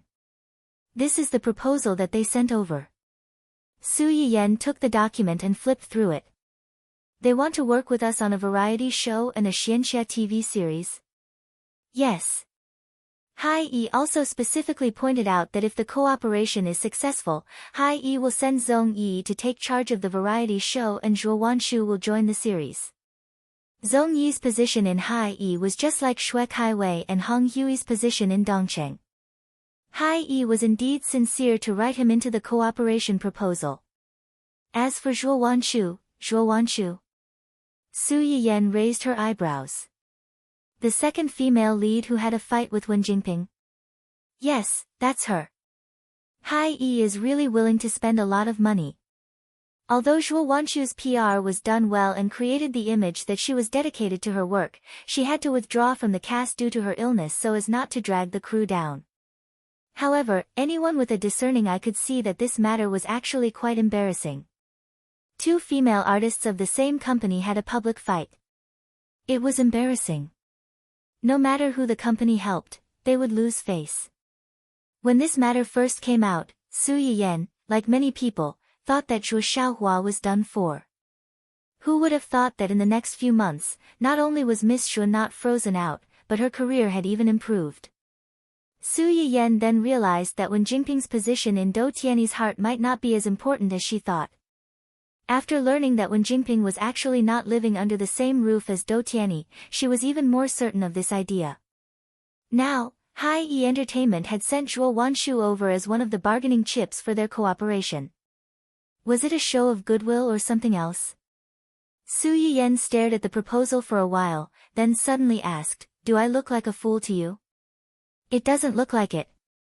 Su Yiyan snorted and threw the proposal back to Xia Junsheng. "Then reject it. If he wants to cooperate, then cooperate. Do you think I don't care about my reputation?" Although there were no eternal enemies in the business world, only eternal benefits. However, Dou Tianyi was a strange person, and his attitude towards her was inexplicably ambiguous. He was not a good person to cooperate with. Xia Junsheng was relieved when he heard what she said. Obviously, he was not optimistic about this cooperation. "How's the company doing while I was away?" "It was pretty good.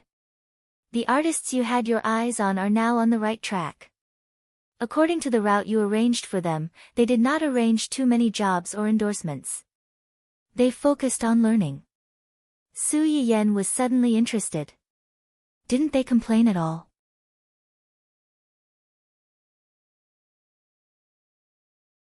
Chapter 821. There must be complaints, but they're just complaining. In private, they're quite well behaved, and they're not half-hearted in their work. That's good. We can arrange some better resources for them. Especially for Huang Zitong and the others. We can arrange for the endorsements that we had our eyes on before. Everyone saw Su Yiyan's protectiveness. The reason why she didn't give these people a lot of resources from the beginning was because she wanted to give them two reasons. Firstly, he wanted to give these people some time to find their own positions. Secondly, he wanted to see how these people's mental fortitude was after suddenly becoming famous. The reason why this industry was so flashy was that some inexplicable dirty things were one reason. Another reason was that artists liked to be arrogant when they became famous. What she wanted was a money tree that could suck in money for a long time. She didn't want to be a weed that could be trampled on by anyone who wanted to dig their own grave. "How are the filming of the dramas that you invested in before?" "A few of them have been finished. The fast ones have been submitted for review, and the slow ones are still in post-production editing. It may take a month or two to finish filming the period dramas and xianxia dramas that have relatively long plots." Su Yiyan's eyes flashed slightly, and she nodded. "Okay, I see." Su Yiyan received an olive branch from Hai-yi as soon as she went to work. She was in a subtle mood. On the other side, Hu Qinhuan, who had shamelessly taken more than half a year of paternity leave, also encountered a little trouble. Ever since Hu Qinhuan had appeared at the company's shareholders' meeting and removed Hu Qihan from the position of the company's head at lightning speed and replaced him, Hu Qihan had been looking for trouble with Hu Qinhuan. Unfortunately, Hu Qinhuan didn't give him the chance. Although Hu Qihan wasn't penniless when he was kicked out of the company, he should have been high and mighty, enjoying the flattery of others, but now he had become a stray dog. This psychological gap was the most fatal. He wanted to rush back to the company and take everything back from Hu Qinhuan. However, the security guards at the door, who were originally just watchdogs in his eyes, stopped him outside. No matter how much he punched and kicked, he was not allowed to get close to the company. He even directly pushed him to the ground after being angered. Hu Qihan had always been pampered and was not young anymore. How could he be a match for these tall and strong security guards? He fell on his butt on the spot. The physical pain was secondary. Hu Qihan could never forget the way the people around him looked at him at that time. Hu Qihan, who had been deeply humiliated, returned home and smashed everything in the house to pieces. After that, she still felt that it was not enough to vent her anger, so she wanted to go to the family Hu mansion to find trouble with Hu Qinhuan. She even maliciously thought that it would be best if she could meet Su Yiyan when she went there. His son was gone, so what right did Hu Qinhuan's son have to come to this world? Anyway, he had nothing now. Even if he died, he had to drag a few people down with him. It would be best if one of them died so that Hu Qinhuan would have nothing left. Hu Qihan had wishful thinking, but he couldn't even touch the edge of the old mansion. Hu Qihan went back and lost his temper again. He wanted to find someone to help him, but he found that the people who usually came and went at his beck and call had already hidden far away. It was good enough that they didn't take advantage of the chaos to trample on him, let alone help him. Before he could do anything, bad news came from home. Hu Xiaofeng rushed into the old house where they lived with a few people and took away all the cash and jewelry in the family. Hu Xiaofeng's move was tantamount to the last straw that broke the camel's back.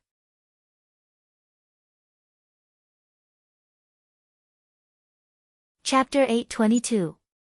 After Hu Qihan received the news, he almost fainted on the spot. Unfilial son, this unfilial son. When he returned home and saw the mess on the ground and the broken safe, he was so angry that he almost spit fire. Call the police right now. Get someone to arrest him. I want him to go to jail. No. Unexpectedly, it was Xue Xiao who persuaded Hu Qihan at this time. Brother Han, there are so many pairs of eyes outside staring at us, waiting to see us make a fool of ourselves. If this matter is spread out, I don't know how many people will secretly laugh at us behind our backs. And at this time, if they know that our money has been robbed. Xue Xiao's words were like a basin of cold water poured over Hu Qihan's head. Yes, calling the police at this time was tantamount to handing the evidence to those who laughed at them behind their backs. Those who had been indifferent to him might hit him when he was down and couldn't wait to trample him into the ground.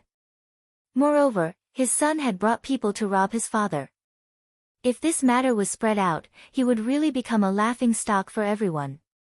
Between face and money, Hu Qihan finally chose the former. It was just that he couldn't swallow this anger no matter what. He secretly swore in his heart that one day he would find Hu Xiaofeng and kill this ungrateful unfilial son. Obviously, they were father and son, but they had reached the point where they would not stop until one of them died. It was really sad. The people around him left him one by one. Hu Qihan was resentful and angry, but he trusted and loved Xue Xiao more and more. Baby, I only have you now. You can rest assured that I'm just frustrated for a while now because of Hu Qinhuan, that be asterisk starred. When I recover, I will immediately get back what belongs to me. When that time comes, I will marry you in a grand manner and make you the one and only Mrs. Hua. Xue Xiao obediently approached Hu Qihan's arms and said softly, I don't care about status.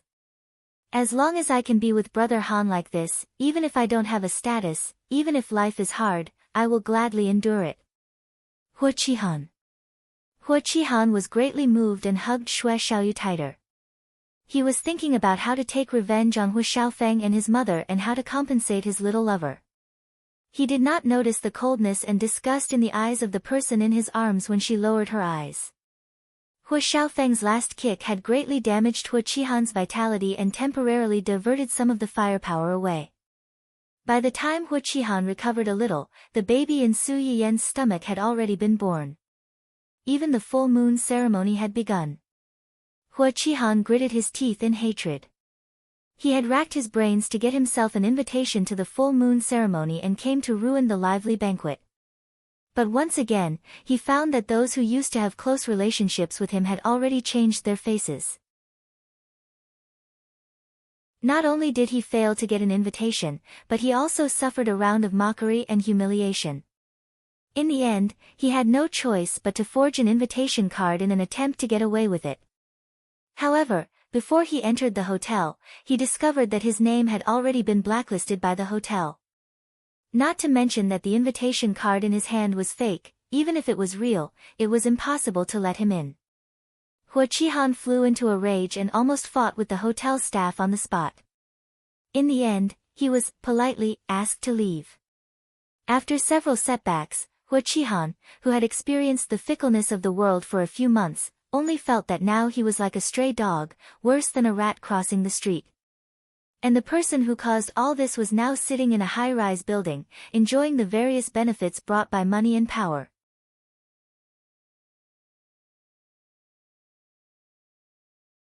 Chapter 823. Was Hua Qihan willing to accept this? Of course, he was not. After learning that Hua Qinhuan had finally returned to work at the Hua Corporation, Hua Qihan immediately contacted a large number of media outlets, hoping to use public opinion to make things difficult for Hua Qinhuan. Little did he know that what he did was tantamount to a clown in Hua Qinhuan's eyes. Young master, Hua Qihan came downstairs again. Although Hua Qinhuan had taken over the Hua Corporation from Hua Qihan, he did not trust anyone in the company. Ignoring the senior executives who tried to curry favor with him and tried to plant spies around him, Hua Qinhuan directly transferred Zui Yanbai over and let him be his chief executive secretary. During his absence from the Hua Corporation, Zui Yanbai handled the company's affairs on his behalf and had the same right to speak as him. Not only did those higher-ups fail to do so, they had no choice but to look up to a young junior. How could they endure such humiliation? During Hua Qinhuan's absence, this group of people had made things difficult for Zui Yanbai. Fortunately, Zui Yanbai was not a simple person who could be bullied. He had given these people several big gifts while talking and laughing, so many people were now afraid when they saw him smile. Again? Hua Qinhuan raised his eyebrows slightly and instantly caught the key point. Did he come often during my absence? Not often. He came to see you every 10 days or half a month. When he saw that you were not here, he left. 10 days or half a month. Hua Qinhuan sneered. After he took over the Hua Corporation, he had not come for 2 or 3 months. Once every 10 days or half a month was not a small number. What is he doing downstairs? Previously, he just sent people to make trouble downstairs. Today, he may know that you are coming and found a lot of reporters. He probably wants to lead public opinion and make trouble for you and the Hua Corporation. Hua Qinhuan's expression did not change after hearing this. He only said meaningfully, how did he know that I would come today?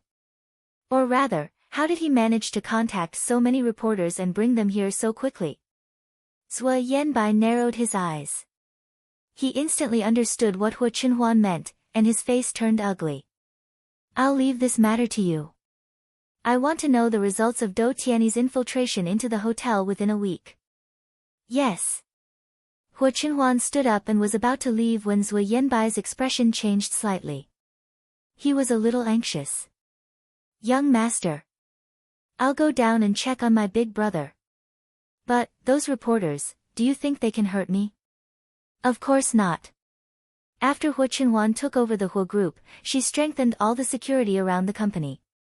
Hua Qihan could only shout outside the door. It was not so easy for him to enter the building. But Hua Qihan clearly wants to bring these reporters here. Do you think I don't know what he's thinking? Hua Qinhuan sneered. Her eyes were full of coldness and sarcasm. After so many years of indulging in luxury, he only knows how to play these dirty tricks now. Looking for reporters? He's digging his own grave. Zui Yanbai was stunned. Only then did he remember that Hua Qinhuan still had some things in her hands. She could throw any of them out and blow Hua Qihan up. She did not throw them out because too many people were involved. She did not want the Hua Corporation's stock price to fall too badly. But if Hua Qihan continued to make trouble like this, his young master might not be able to tolerate it. Anyway, his young master could afford to pay for this small amount of money. He had been in this company for a long time, so taking drastic measures might not be a bad thing.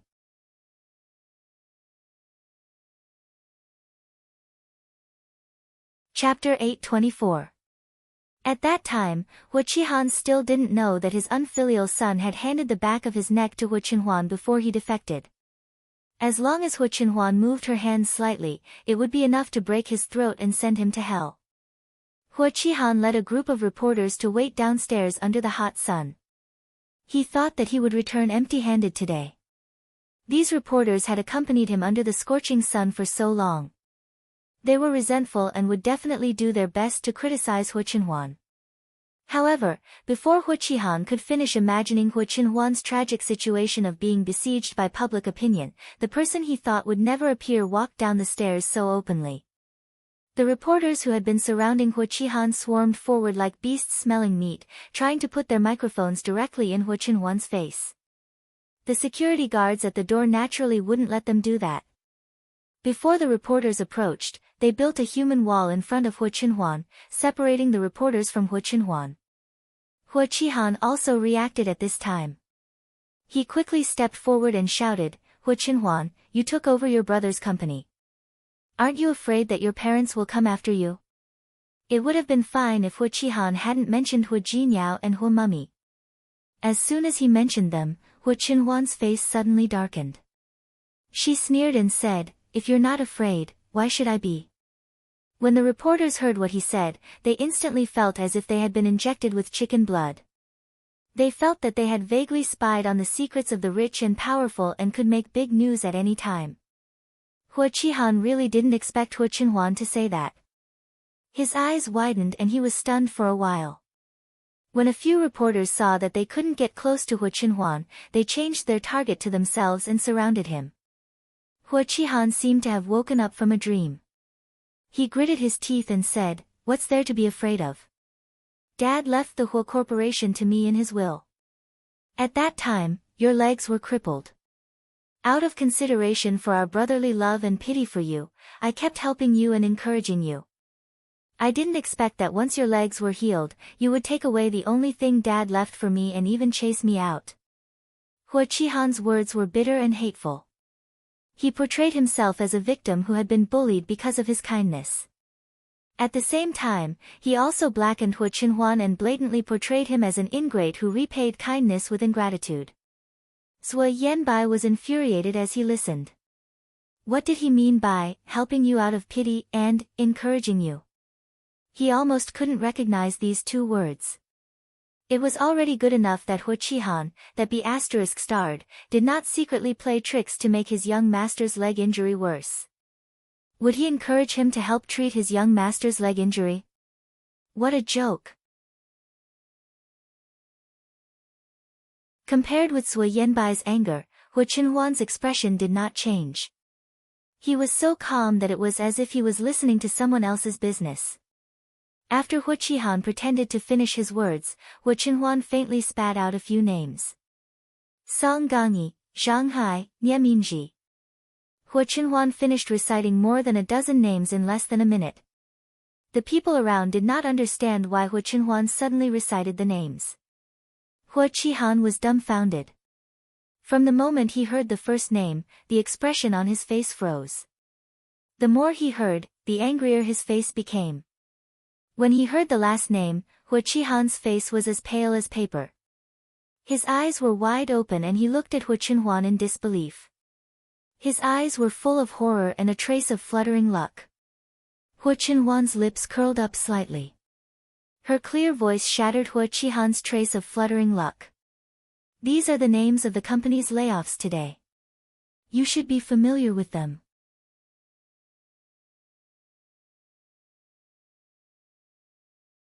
Chapter 825. Hua Qihan had been in charge of the Hua Corporation for more than 10 years.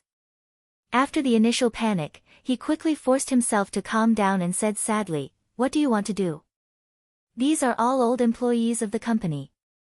They have worked hard for the Hua Corporation even if they didn't make any contributions. You can't just drive me away, but you also want to drive away these old employees who have worked hard for the Hua Corporation? Aren't you afraid that the company will be disappointed? Disappointed? If they aren't afraid that what they did will make the company's employees feel disappointed, why should I keep this fig leaf for them? When Hua Chenhuan said this, he stared into Hua Qihan's eyes. His gaze was cold and sharp, as if it could penetrate his outer shell and strip away all the greedy and dirty thoughts in his heart and expose them to the world. They are indeed old employees who have worked hard for the company. If they knew their place and diligently did their jobs, I naturally wouldn't touch them.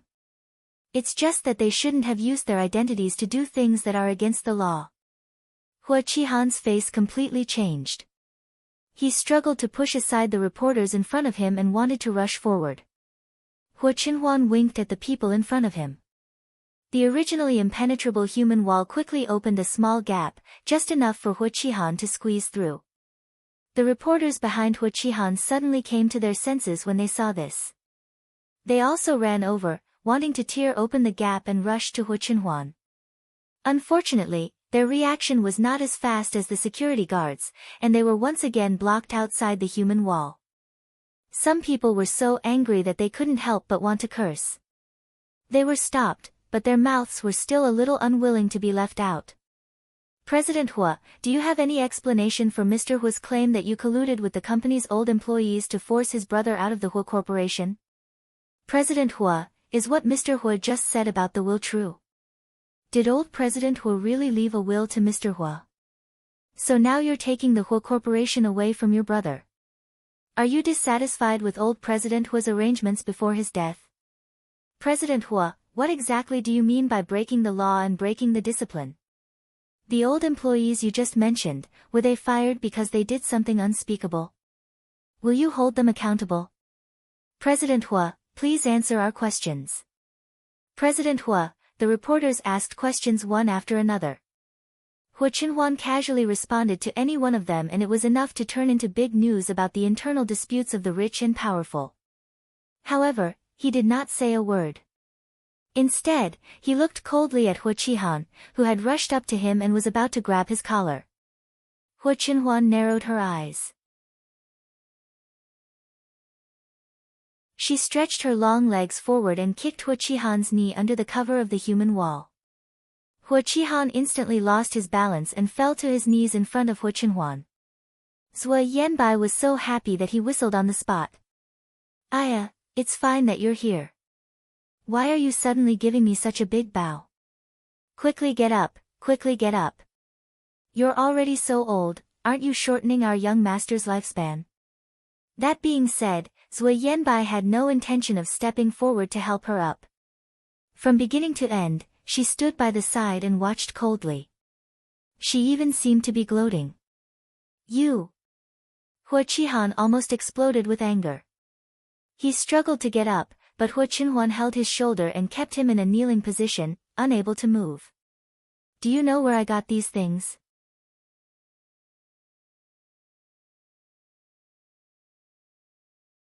Chapter 826. Hua Qihan's whole body trembled, and his face went blank for a moment. He knew what Hua Chenhuan was talking about. On the one hand, he encouraged himself in his heart. He felt that it was impossible for Hua Chenhuan to really get any crucial evidence. Otherwise, it would be impossible for him to hold back until now. On the other hand, he couldn't help but feel nervous and afraid. What if? If he really did have it, then wouldn't he? Hua Chenhuan saw the fear in Hua Qihan's eyes and sneered with some sarcasm and temptation. Go back and ask your good son. Hua Qihan's face changed and he roared, impossible. Hua Chenhuan stared at him condescendingly and said with pity, why is it impossible? Do you think he won't betray you, or do you think he doesn't have the ability to get what you are trying to hide? Hua Qihan's face turned green and white, but he couldn't say a word to refute Hua Chenhuan. Hua Xiaofeng had already taken his family's money and ran away. Hua Qihan couldn't say that it was impossible for his son to betray him. As for whether he had the ability or not, in Hu Qihan's opinion, it was indeed impossible for Hu Xiaofeng to have this ability. But the key was that before the father and son fell out, Hu Qihan also valued and loved his son very much. Because of this, Hu Qihan had never been on guard against Hu Xiaofeng at that time. It was not surprising that Hu Xiaofeng would get these things. Understanding this, Hu Qihan trembled with anger. He had never realized so deeply in his life that it was better to have a piece of barbecued pork than to have a son like Hu Xiaofeng. Hu Qinhuan's purpose had been achieved. She was too lazy to waste her breath on these people. She directly asked someone to throw Hu Qihan out and turned to enter the company. Young master, you told Hu Qihan that those things were given to you by Hu Xiaofeng. Do you want them to kill each other? Haven't they already killed each other? Ever since Hu Xiaofeng had led his men to loot Hu Qihan's house, or even before that, there was no possibility for the father and son to reconcile. What he was doing now was only adding fuel to the fire, making this father and son fratricidal drama even more exciting. Not long after the farce over Hu Qinhuan ended, the reporters struck while the iron was hot and came up with 7 or 8 strange news versions. When Su Yiyan received the news page sent by Ling Xiaoqi, she was busy arranging for the internal staff to be transferred to other positions. She didn't want to click on the news that suddenly popped up. He glanced at the title and saw the words, Family Hu, Brothers Yama Wall. Family Hu brothers? Could it be her husband? When he clicked on it to take a look, it was true. The reporter who wrote this report was obviously an experienced editor. He was very sophisticated in his choice of words and sentences. His words were concise and vivid in reconstructing what had happened at the scene. There was also a small video of the scene. The resolution of the video was not high. It was obvious that it was taken from a distance. Only the outline of the figure could be vaguely seen, but the sound was not low. When Su Yiyan first heard Hu Qihan's questioning of Hu Qinhuan, he was so angry that he almost slammed the table and stood up. He immediately wanted to rush to the Hu family to tear Hu Qihan apart. However, he was immediately met with his own man's counterattack. Although Su Yiyan, like most of the people present, had no impression of the names mentioned by Hu Qinhuan, he could roughly guess that these people were part of the evidence Hu Xiaofeng gave to Hu Qinhuan about Hu Qihan's crimes. Hu Qihan's reaction also confirmed this.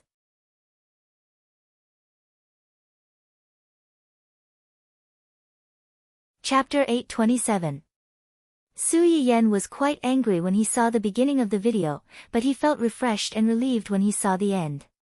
Especially when he saw Hu Qihan kneeling in front of Hu Qinhuan, Su Yiyan almost slapped the table in praise. Hu Qinhuan's kick to Hu Qihan was blocked by the group of security guards in front of them, so the reporters with their cameras did not capture it at all. Therefore, in this video, Hu Qihan desperately rushed to Hu Qinhuan, knelt on the ground, and begged him for something. After hearing this, Hu Qinhuan leaned over and patted him on the shoulder, asking someone to drag him away. When he was carried past the reporters, Hu Qihan was still in a trance, as if he had suffered a huge blow. Combined with what Hu Qinhuan had said to him before, some network detectives had already begun to imagine the truth behind this video. There were only a few possibilities in their imaginations. Was the so-called will of the family Hu true? Between the two brothers of the family Hu, who was the real master of the Hu group? Why did the elder brother, who was so indignant a few minutes ago and accused his younger brother of being an ingrate, kneel down and beg for mercy in front of his younger brother a few minutes later? Were there any hidden secrets in this? Also, what was the so-called layoff list? What did the second master of the family Hu mean by breaking the law and discipline? Looking at the elder brother's nervous expression, did these old employees who were about to be fired have anything to do with him? Did the things that his younger brother said have anything to do with him? Su Yiyan stared at the large group of reporters in the video and immediately guessed the whole story. Hu Qihan wanted to use these reporters to put pressure on Hu Qinhuan, but he should also know that this would not change anything. However, he had a miserable life, but he had to watch his nemesis get better and better. How could he be willing to do that? Even if he could not change the situation, he wanted to disgust Hu Qinhuan. Unfortunately, he was too self-righteous and forgot that these reporters were the best at taking advantage of the situation. They helped him because they thought that he could bring them big news. When this big news was related to him, they could still turn around and bite off a piece of meat from him. You deserve it. Su Yiyan laughed and scolded him. She couldn't wait to see Hua Qihan being arrested and sent to prison. As her own boss, Su Yiyan openly slacked off during working hours without any professional ethics. She repeatedly watched the blurry video several times, imagining the heroic posture of her man tearing the scum apart with his bare hands. In the end, he decided to leave early and go home to cook a table of delicious food to reward her. Unfortunately, plans could not keep up with changes. When Su Yayan arrived home, the nanny had just finished feeding the baby and walked away. The baby lay alone in the cradle and looked around with his grape-like eyes. Suddenly, he paused and shuddered. Compared to Silly Boy, who was used to playing around, Dun Dun liked to stay by the baby's side and would occasionally help the baby push the cradle. Dun Dun seemed to have sensed that something was wrong. It climbed onto the table and looked down at the cradle with its dark eyes. When Su Yiyan came in and saw this scene, she smiled. Just as she was about to approach, she heard a soft sound from the cradle. De Wu, Dun Dun was frightened by this sound and immediately rolled off the table with a howl. The little guy seemed to be amused by Dun Dun's exaggerated reaction and grinned. Ha ha ha, then there was another sound, De Wu, Su Yiyan.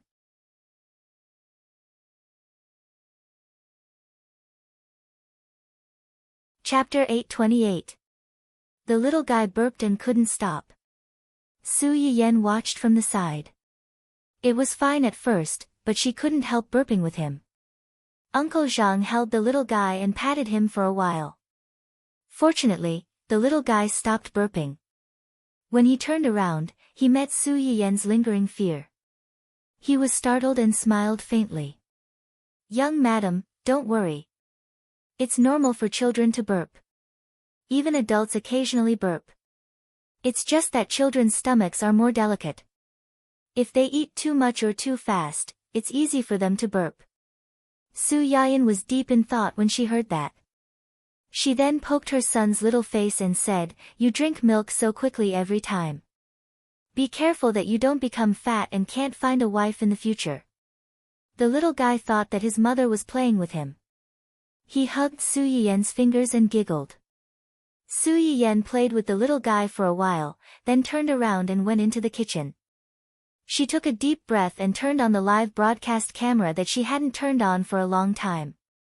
After nearly 3 months, the audience in Su Yayan's live streaming room finally waited for their host again.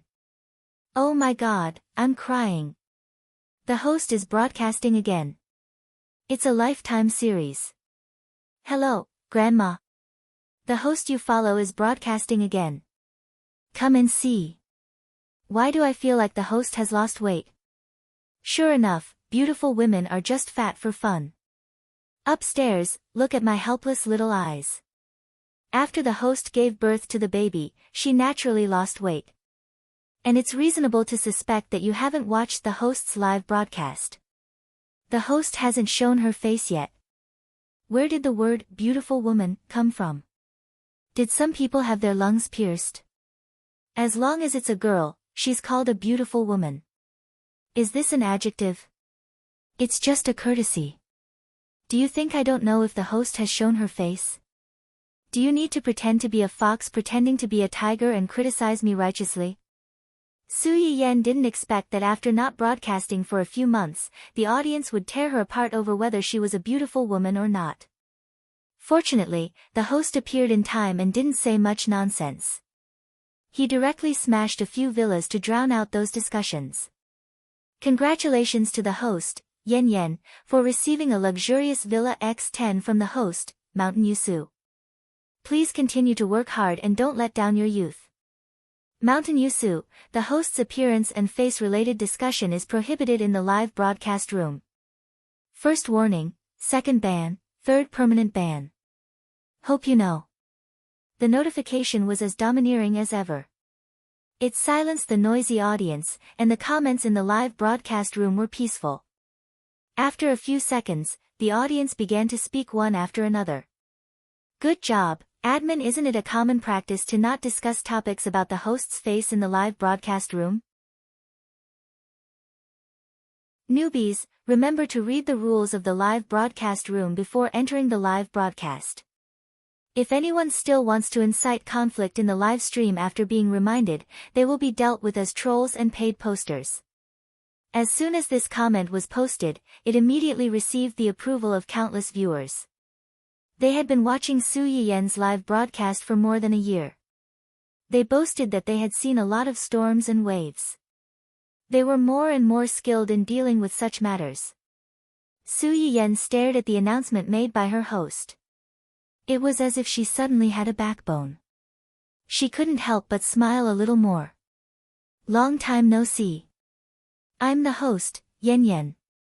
I haven't been broadcasting for a few months because of the baby. I thought everyone had forgotten about me. I didn't expect there to be so many people watching the live broadcast room.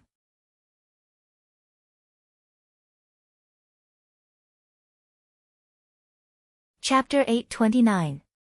When Su Yiyen said this, she looked up at the number of viewers in the upper left corner of the live broadcast room. In just a short while, a large number of viewers flooded in, and the number of viewers in the low 7 digits shot up to the high 8 digits. She was undoubtedly the top streamer. As soon as Su Yiyen said this, the comments on the bullet screen immediately increased, and a lot of flattery and confessions quickly took place.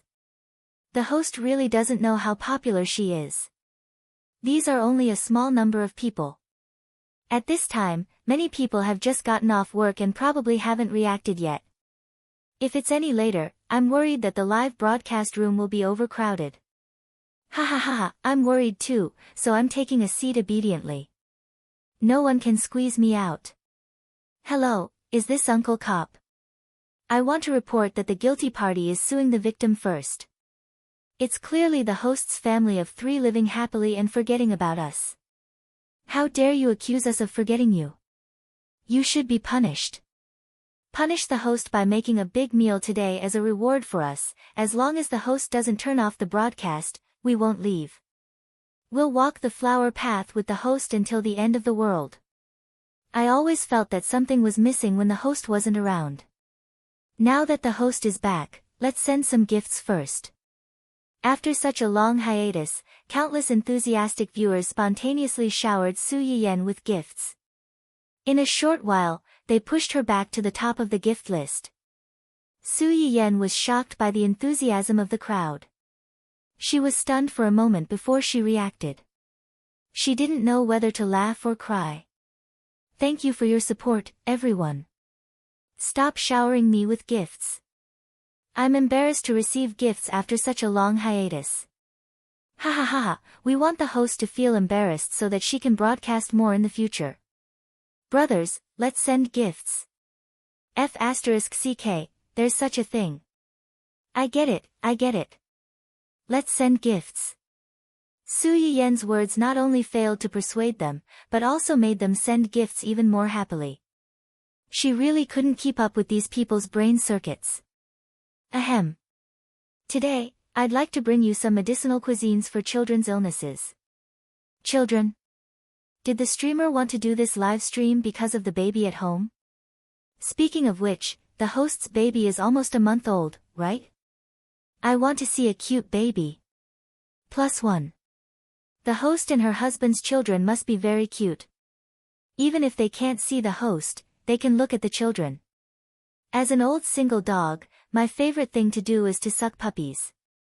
If the streamer allows the baby to show up, I promise to abandon the previous harem of Zai Zai.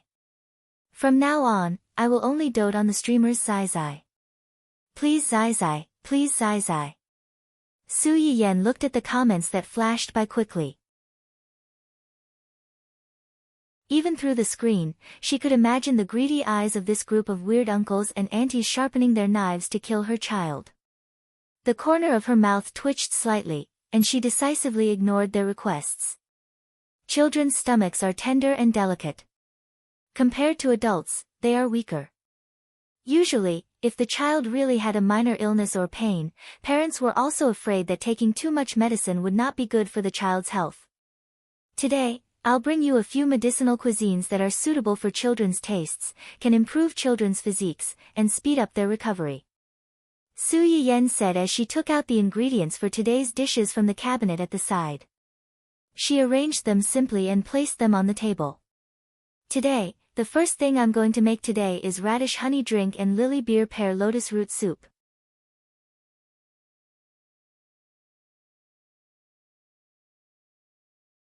Chapter 8:30. The weather has changed a lot recently, and the temperature difference between day and night is nearly 10 degrees. It's the season for colds. If adults don't pay attention, it's easy for them to catch a cold, let alone children who are weak. As soon as Su Yiyen finished speaking, she immediately got the approval of many of the mothers in the live broadcast room. Yes, yes, yes. My baby was affected 2 days ago. He caught a cold, had a fever, and had a runny nose. He lost a lot of weight in a few days. If the medicine is too light, it won't be so easy to recover. If it's too heavy, we're afraid that it will hurt the child. After catching a cold, he's uncomfortable. As parents, we feel like we're fighting a war. My baby is the same. He's usually very active, but when he catches a cold, he's like a kitten. Usually, when he makes a fuss, I can't wait to pick him up and spank him. Now that he's not making a fuss, my heart feels sour and uncomfortable. The mothers were busy sharing their babies on the bullet screen. A group of single viewers trembled and didn't dare to speak. Sob, sob, sob, they couldn't keep up with others in marriage, and they couldn't keep up with giving birth. Lily and pear white lotus root soup. The main ingredients are lily, pear, and lotus root. It's recorded in Materia Medica that pear and lily have the effect of purging heat and reducing phlegm, moistening the lungs, and quenching thirst. Lotus root also has the effect of clearing heat. Stewing these 3 things together can relieve a child's cold, cough, and other symptoms to a certain extent. As Su Yiyen spoke, she tore the lily into pieces and cut the pear and lotus root into small pieces. First, she stewed the lily and lotus root for 10 minutes, then added the pear together to make the soup. I've made a medicinal diet for coughing before, snow pear with rock sugar, which is also suitable for children. Today, I'm bringing another medicinal diet for coughing, radish honey drink. Radish has always been known to be better than ginseng. Oh, it's the ginseng that appeared in my live broadcast room before. New viewers who don't know can look through the previous recordings. Radish is rich in nutrients. It has the effect of reducing phlegm, stopping coughing, clearing heat, and promoting saliva. Ginger can kill bacteria and disperse cold. Together with honey and dates, it's very effective for coughing caused by colds. While Su Yiyen was speaking, the dates, radish, and ginger slices were all thrown into the pot and boiled. Both of the soups took some time. After they were cooked, Su Yiyen immediately started cooking other dishes. Next, I'll make 2 medicinal cuisines to improve the children's anemia. Some children are prone to anemia after 6 months of birth. At this time, they need to eat something to replenish their blood to improve their physique. There was a saying that one must first replenish iron in order to replenish blood. This was because iron could help the human body synthesize red blood cells, thereby improving anemia symptoms. Among all the ingredients, the liver contains the most iron element. Today, I'm going to make fresh eggplant liver and stir-fried lamb liver with chives. Both dishes used livers, but the lamb liver stir-fried with chives used lamb liver, while the pork liver stir-fried with eggplant was used. But no matter what, the white membrane on the liver had to be removed first. Otherwise, the liver would be full of a fishy smell. Not to mention children, even adults might not be willing to eat it. Su Yiyen brushed a few times to remove the film, cut it into slices, and blanched it with water. Children's immunity is weaker, so you have to be more careful with what you put into your mouth. In order to avoid some invisible bacteria in the raw food, you can first boil it in water to sterilize it. It's safer. Su Yiyen fished out the slices of lamb liver as she spoke. She heated up the oil in the wok and stir-fried it with scallions and ginger until it was fragrant. Then, she poured in the lamb liver. In an instant, the live broadcast room was filled with smoke, and the aroma was overflowing.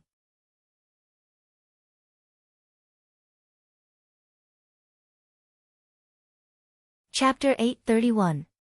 Stir-fried lamb liver with chives was relatively easy to make. After stir-frying the lamb liver, add soy sauce and chives, and stir-fry it on high heat for a while. It had to be said that cooking still required some talent. After Su Yiyen became popular on the live streaming website, it wasn't that no one saw the business opportunity. They copied Su Yiyen's live streaming method and wanted to create a second Su Yiyen. Especially in the 3 months when Su Yiyen was off the air, various live streaming platforms had emerged endlessly. There was even a platform that held a food live streaming competition in order to attract some viewers from Chew on Chew to attract some viewers. However, these streamers who were promoted by marketing power had neither Su Yiyen's Chinese medicinal herbs, nor her knife skills, nor her good craftsmanship that turned something rotten into something magical. Some of the viewers who were led away by the topic went to other streamers on other websites and were fed a hand of poison. They had to run back to Su Yiyen's live streaming video to detoxify themselves. However, there was still a certain gap between a live streaming video and a live streaming video.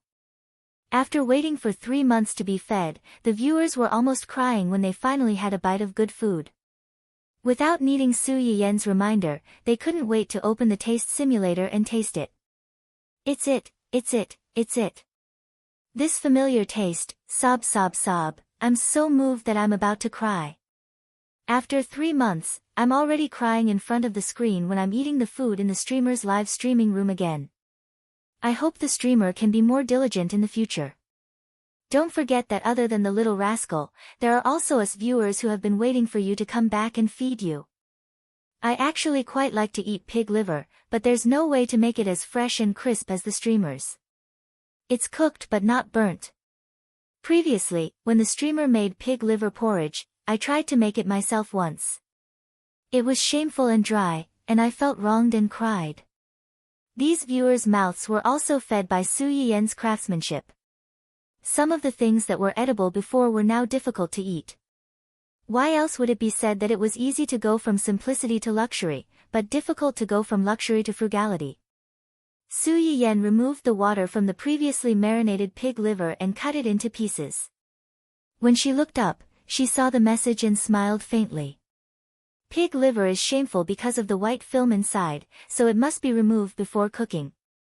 If it's firewood, it's probably because you've been cooking it for too long. You can just cut it short. It was more troublesome to make fresh eggplant and liver. First, the boiled sweet potatoes were pressed into a puree, then the pig liver and flour were added to mix it into a paste.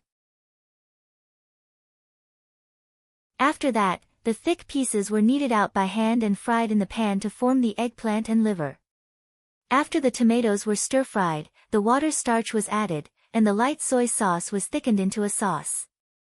Then, the sauce was directly drizzled over the eggplant steak. It was crispy on the outside and tender on the inside, and the aroma of fresh eggplant and liver steak was the best.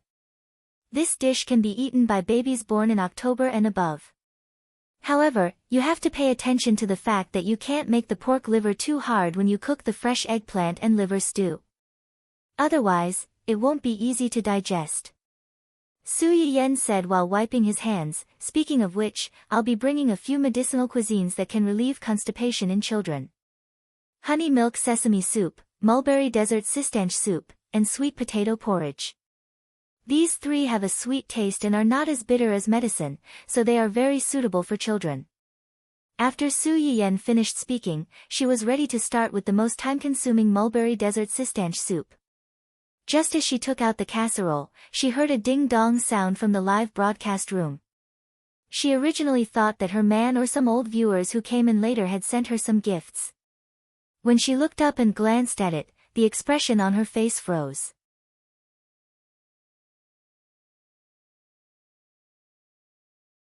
Chapter 832. Congratulations to the host, Yen Yen, for receiving 100 luxurious villas from a loyal viewer, not even one day. After testing, the amount of rewards given by the user, not even one day, in the Yen Yen's little kitchen, live broadcast room has met the upgrade requirements, automatically upgraded to the host's Silver Guardian. As soon as the reward message came out, the live broadcast room was immediately flooded with gifts.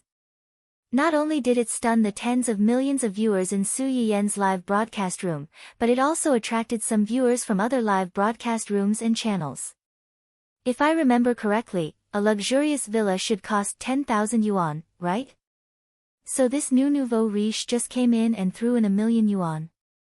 The happiness of the rich is really not something that ordinary people like us can imagine. I'm so jealous. The nouveau riche who came to watch quickly gave out 1,000,000 yuan. This is no longer a nouveau riche, but a godly nouveau riche, right? After the number one daddy on the leaderboard, is there going to be another big boss in our live broadcast room? There were many nouveau riches squatting in Su Yiyen's live broadcast room, but because of the existence of Hua Qinhuan, the human-shaped bug who used public resources for private purposes, she occupied the number one daddy position all year round and laughed at everyone. On the contrary, it made the little nouveau riches, who could easily occupy a spot in other live broadcast rooms, somewhat inconspicuous. Now, it seemed that there was finally someone who could fight. Everyone present was a little excited and wanted to see who was the real battle magnate among the nouveau riches. Of course, not everyone was happy to see this. Some viewers who were frightened by the unusual data couldn't help but feel a little worried. 1,000,000 yuan in one shot. If he's not a real nouveau riche, then his brain must be muddled and he used something that shouldn't be used. I hope it's not the latter. I just saw two similar news 2 days ago. I hope the host won't be affected by this. I also saw the one above. To be honest, I'm a little worried. In this regard, the new big boss's response was, to give Su Yiyen another 100 luxurious villas. Not even one day, I didn't use it, I have money. The viewers in the live stream were stunned by this move, and the comments on the bullet screen went blank for a while before a comment popped up. F***CK, listen, listen, listen. Is this something a human would say? The words, I have money, made me smell a little rich man's domineering aura. Where did this overbearing CEO come from?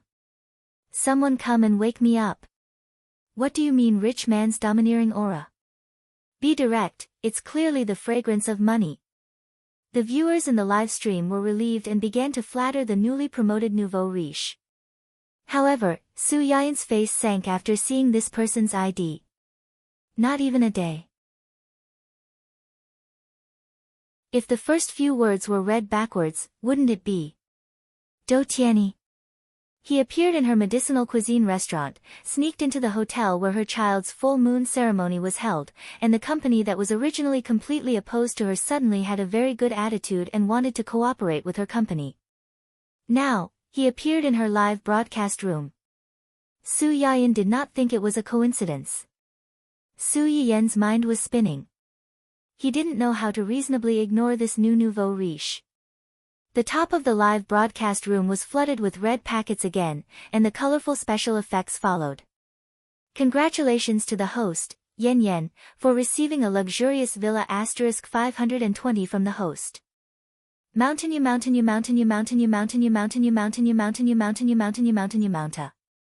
I you mountain you mountain you mountain you mountain you mountain you mountain you mountain you mountain you mountain you mountain you mountain you.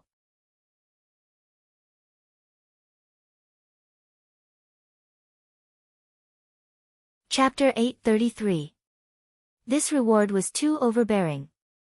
It was enough to make this special effect flash in Su Yiyen's live stream for more than an hour. Not only did it shock Su Yiyen, but it also stunned many viewers who had joked not long ago that the new nouveau riche would be able to knock down the number one daddy on the leaderboard. What the F***CK? Absent. JPG, facts have proven that your daddy is still your daddy. The number one daddy on the leaderboard is the tallest. Even a pheasant who changed halfway wants to be a phoenix. Don't be afraid of him. Just do it, go for it. Wait, love is stronger than gold. When did the website have such an exclusive title? Why haven't I seen it before? I haven't seen it before either. It should be unlocked after spending a certain amount. Think about it carefully.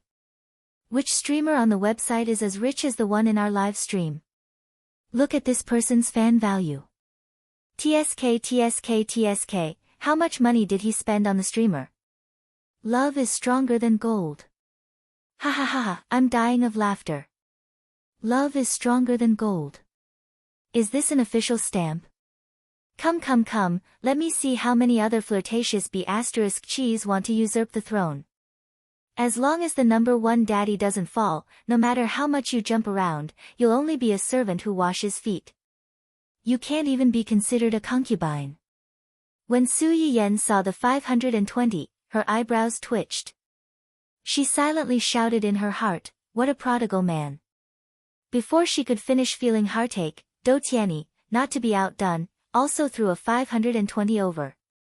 Congratulations to the streamer, Yan, for receiving 520 luxurious and exquisite villas from loyal viewers. None at all. Congratulations to the streamer, Yan, for receiving 520 luxurious and exquisite villas from the great host, Mulberry Without Mountain. Congratulations to the streamer, Yan, for receiving 1314 luxurious and exquisite villas from loyal viewers.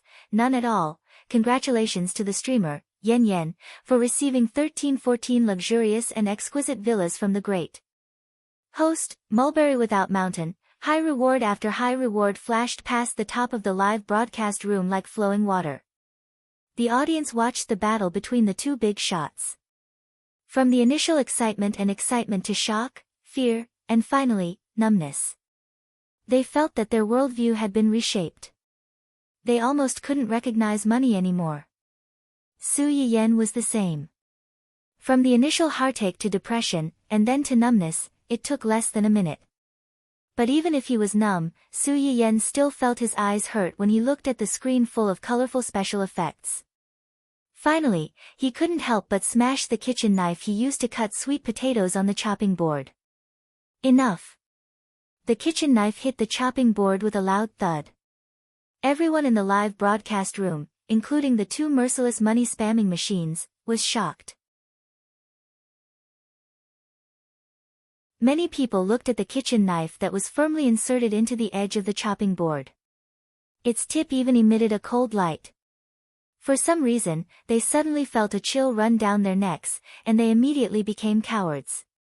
This is a proper gourmet live broadcast room. If you want to spam, go somewhere else. Can't you see that the screen is occupied by you? Can't you let others speak? Can't you let others watch the live broadcast? The turtle dove has taken over the magpie's nest. Do you really think this is your territory? In other live broadcast rooms, the streamers greeted the big shots on the leaderboards with smiles, hoping that they would give them more rewards. This live broadcast room was different. Not only was it not grateful to the rich big shots who were spamming the screen to fight for favor, but it was also directly attacked by the irritable big sister. Many of the audience watching the live broadcast couldn't help but gasp. They broke out in cold sweat for Su Yiyen. They were afraid that she would attack the top daddy of the leaderboards and leave.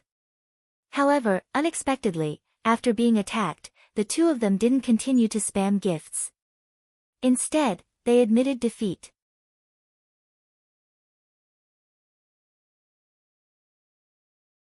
Chapter 834. Not at all, I was wrong. I'm sorry. I won't do it again. Mountain Yusu, I didn't consider it well. I'm sorry. There won't be a next time. The audience's eyes widened as they stared at the two comments in disbelief. They had actually become cowards just like that, but why did they suddenly feel a little disappointed? However, with the two of them being scared, the audience, who had been a little worried, hardened their resolve. Tisk, TSK. Look at their tone. Don't they look like concubines who tried their best to fight for favor in front of the host but were despised? So sad. Just these two. Concubines? They're at most 3 years old. Our host is not an emperor. She's a kindergarten director. She has one child in each hand. She specializes in dealing with naughty children. Ha ha ha, today's live broadcast is really worth it. Not only can I watch the host cook delicious food and eat delicious food, but I can also witness the big shots fighting for favor. I can also imagine the overbearing president falling in love with my palace. I'm so happy.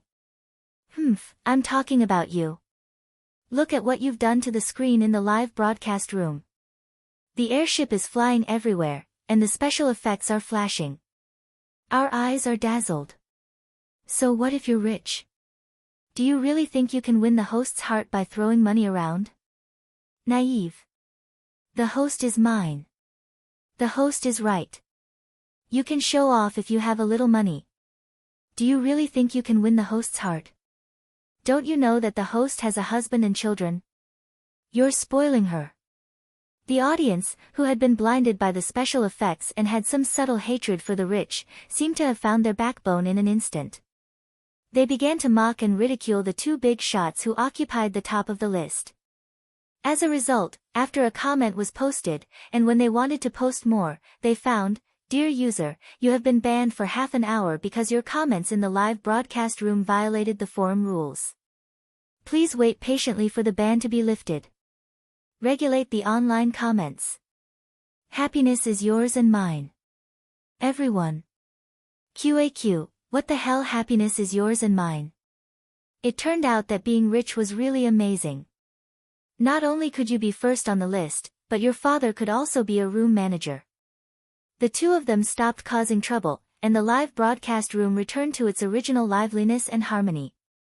Su Yiyen temporarily turned off the flashing special effects and focused on making the remaining 3 medicinal cuisines. In addition to mulberries and desert cistanche, the mulberry desert cistanche soup also added black sesame seeds and stir-fried citrus aurantium. The mulberries were slightly sweet, and the black sesame seeds were rich. After boiling, the soup was sweet and delicious, and there was almost no medicinal taste.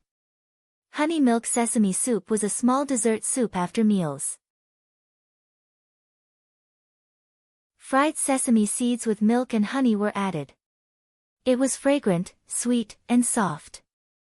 It was very suitable for children who liked sweet things. Ripe sweet potatoes also had their own sweetness. When mixed with sweet rice and boiled together with a little white sugar, it could also stimulate a child's appetite and promote digestion. By the time Su Yiyen was almost done with all the ingredients, the lily beer pear and lotus root soup was almost ready. She added the lily slices that she had prepared earlier and simmered them for 10 minutes. Okay, that's all for today's live stream. As usual, there would be a lucky draw before the broadcast ended. A few lucky audience members would be chosen, and each of them would get to taste a dish. Although today's theme is children's medicinal cuisine, these things can actually be eaten by adults as well. But do you adults have the nerve to snatch food from children? Adults who didn't have a conscience rubbed their hands in glee and expressed their lack of moral integrity. Who wasn't a baby? Don't worry, we won't show mercy just because our competitors are children.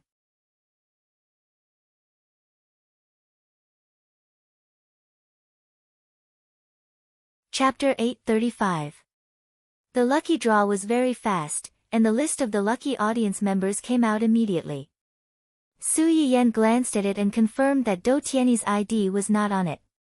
She breathed a sigh of relief and previewed the next live stream.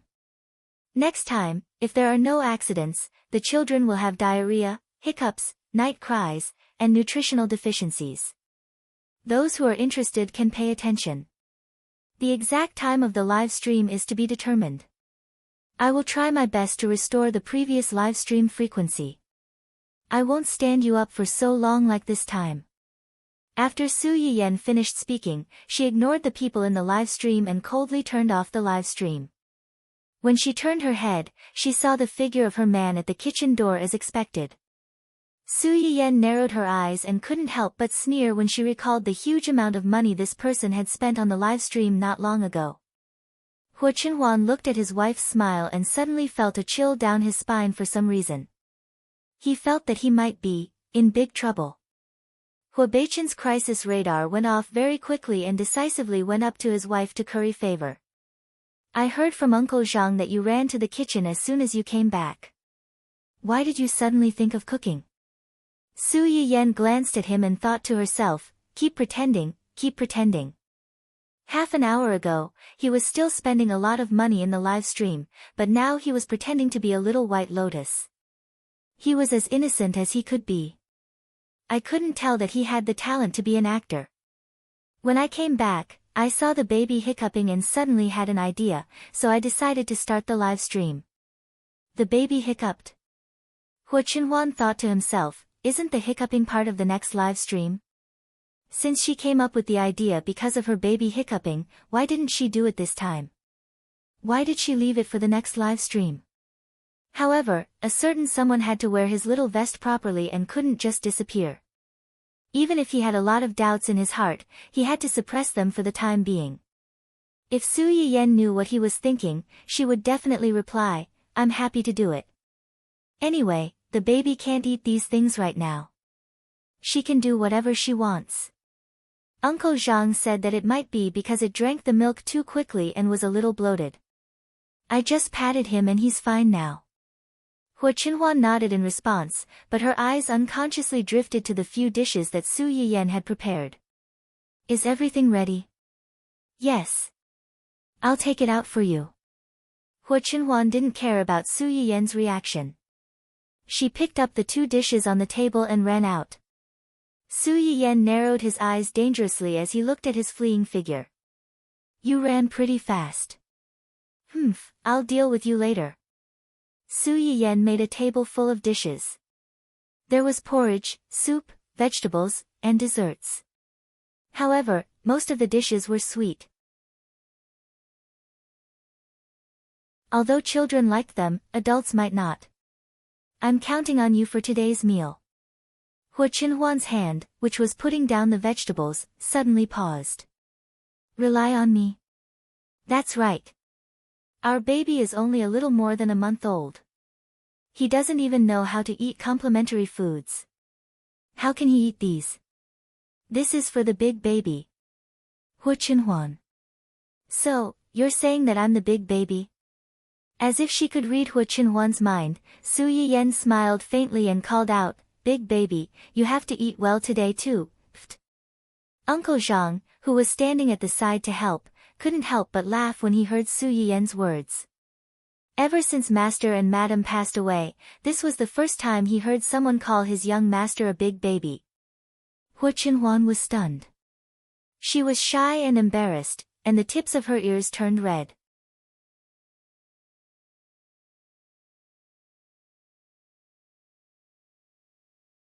Chapter 836. However, he couldn't bear to say anything harsh to his wife, so he could only silently bury his head in his mouth and silently accept his status as a big baby. Su Yiyan secretly flirted with her husband, and she felt a little better. However, it was only a little. When she thought of the gifts that a certain someone threw at others in the live stream, Su Yiyan couldn't help but feel distressed. That was Huahua's money, and half of it was going to be swallowed by the platform. Although the gifts from Do Tianyi were probably not much, and they didn't make any profit or loss, Su Yiyan couldn't help but raise her head and look at Hua Chenhuan plaintively. Hua Chenhuan had just finished a small bowl of lily beer and pear lotus root soup when she raised her head and met Su Yiyan's subtle gaze. He had already eaten, so why did he still have such an expression? Hua Chenhuan frowned slightly and asked tentatively, Are you in a bad mood? Yeah. Who made you unhappy? Su Yiyan stared at Hua Chenhuan for a long time before she said faintly, When I was streaming just now, 2 spendthrifts were fighting in my live stream. They made my live stream a little messy, so I'm a little angry. Hua Chenhuan almost choked on her porridge. Spendthrifts? She wasn't talking about him, right? It's the viewers who are watching my live stream. I don't know what's going on, but they suddenly started sending gifts to my live stream. Isn't it good to send gifts? It's not that it's bad, but everything has to be done in moderation. Going too far is as bad as not going far enough. Usually, when they send 1 or 2 gifts, I'll know that they're watching my live stream and supporting me, and I'll be quite happy. But today, purely out of a moment's anger, they sent special effects flying all over the screen.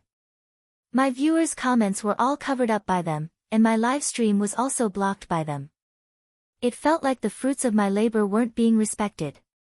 Furthermore, we should still moderate our spending. They spent so much money in my live broadcast room. Even if they don't feel anything, won't their families have any opinions? Hu Chenhuan met Su Yiyan's gaze. For some reason, she suddenly felt a little guilty. Perhaps, to them, this is just a small amount of money, not worth mentioning. Hu Chenhuan didn't think that she was a fool for spending so much money on the live stream. After all, the ID of that account was obviously related to Dou Tianyi. Not only did he go around looking for people to investigate his wife, but he also went to his wife's live broadcast room and wanted to spend money to kick him down from the top of the leaderboard and replace him. The ambition of a wolf could not be clearer.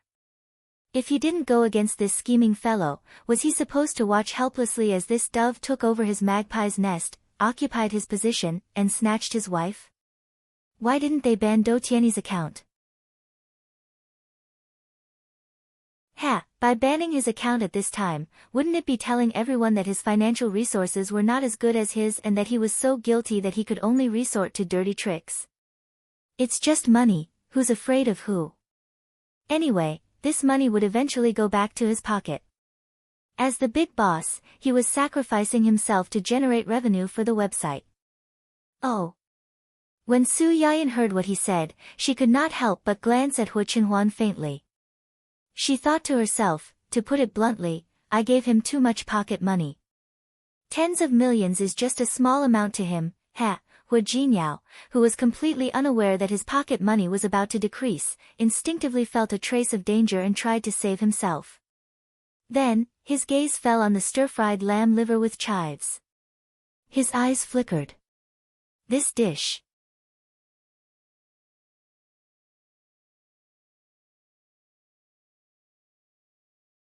Chapter 837.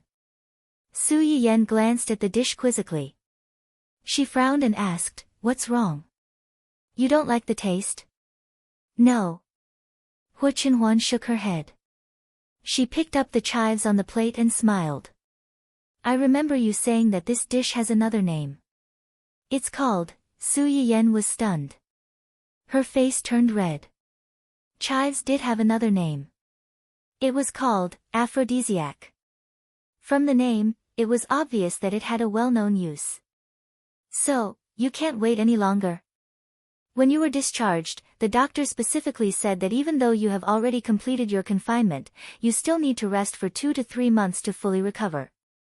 Why don't we wait a little longer?" "Su Yiyan. You make it sound like I'm desperate. Go to hell, you scumbag. I'll be a dog if I talk to you again." The quick-witted president Hu successfully diverted his wife's attention from the pocket money. The price he paid was that they had to sleep separately for another month. The reason he gave was, "Since you think I can't wait any longer, but my body isn't in the right condition to do this, then let's sleep separately. Otherwise, I won't be able to wait any longer." Hu Chenhuan, who had shot himself in the foot. "I suspect that my wife is targeting me, and I have evidence." Su Yiyan originally thought that when she asked Xia Junsheng to explicitly reject the collaboration with Hai-E Entertainment, they would understand her attitude and back off. However, she had underestimated the importance Dou Tianyi attached to this collaboration. The next day, Su Yiyan had just entered the company when Xia Junsheng ran over with a serious expression. "What did you say? Dou Tianyi came to our company?" "Yes, President Dou and his special assistant from Hai-E Entertainment are waiting downstairs. Do you want to meet them or get someone to kick them out?" "Kick them out?" Su Yiyan's mouth twitched. "Aren't you afraid that as soon as you kick them out, they'll contact the media and put the blame on our company? Even if we don't kick them out, they can still put the blame on us." This had nothing to do with whether or not they were going to chase him away. The main thing was that this person had come to them for what purpose. "Su Yiyan. You make so much sense that I have nothing to say." Xia Junxing seemed to notice Su Yiyan's rejection of Haiyi's President Do, so he comforted her, "If you really don't want to see them, why don't you let me send them away? Don't worry, I definitely won't let them have anything on me." After Xia Junxing finished speaking, he saw that Su Yiyan did not object. He took it as Su Yiyan's acquiescence and turned to leave. "Wait." Xia Junxing paused and turned to look at her in confusion. "You can hide for a while, but you can't hide forever. Let them come up, I will meet him personally." Xia Junxing was silent for a moment before replying, "All right, I'll arrange it right away." "However, please allow me to receive them as well." Su Yiyan knew that he was worried that he would clash with Do Tianyi and wanted to watch from the side, so he did not refuse. A few minutes later, Xia Junxing brought Do Tianyi and Li Yu over. Unlike the last time they met, Do Tianyi came in a wheelchair with Li Yu pushing him from behind. He looked weak and harmless. Su Yiyan was not fooled by his appearance. She knew very well that under this harmless appearance, there was a wolf that could bite your throat out at any time. Do Tianyi smiled warmly when he saw Su Yiyan. "Miss Su, we meet again."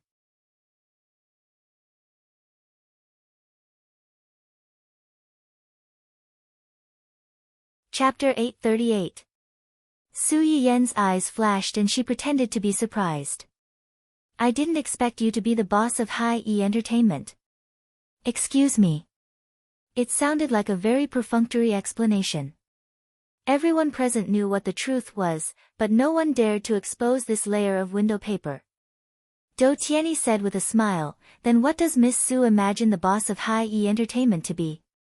An old man in his 70s or 80s with a fat brain?" Su Yiyan was speechless. If she hadn't known from the beginning that Do Tianyi was the person behind Hai-E Entertainment, she would have thought that was the image of the boss.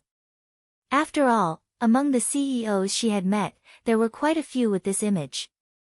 In addition, although Hai-E Entertainment and Dongqing Entertainment didn't have much interaction before, they were all in the same industry.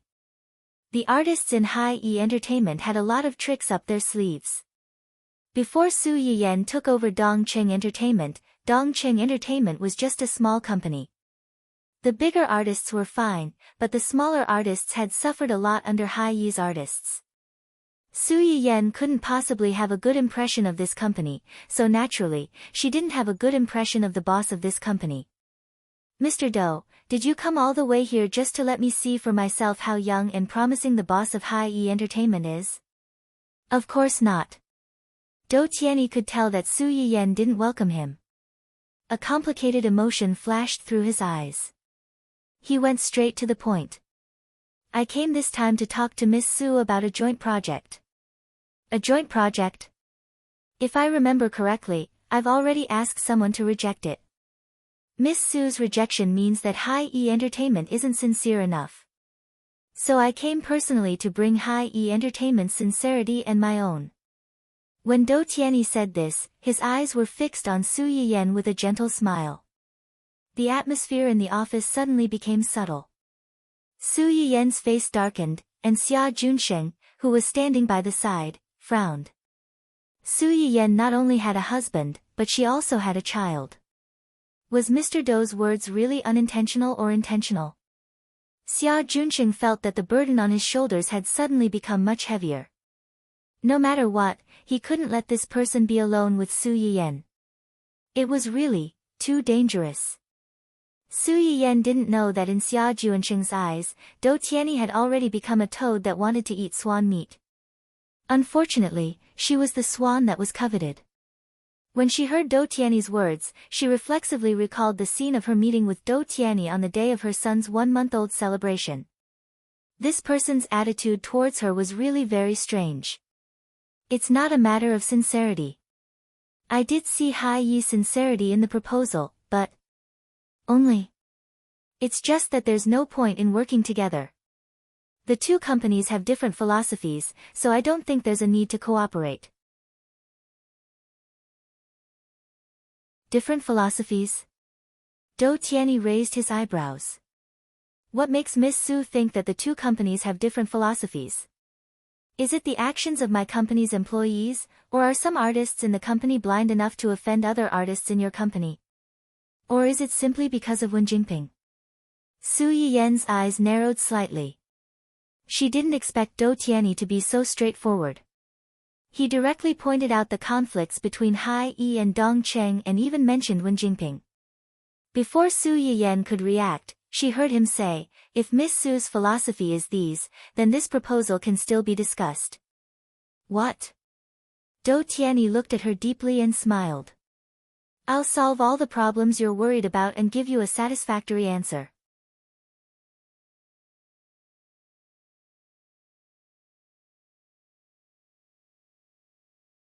Chapter 839.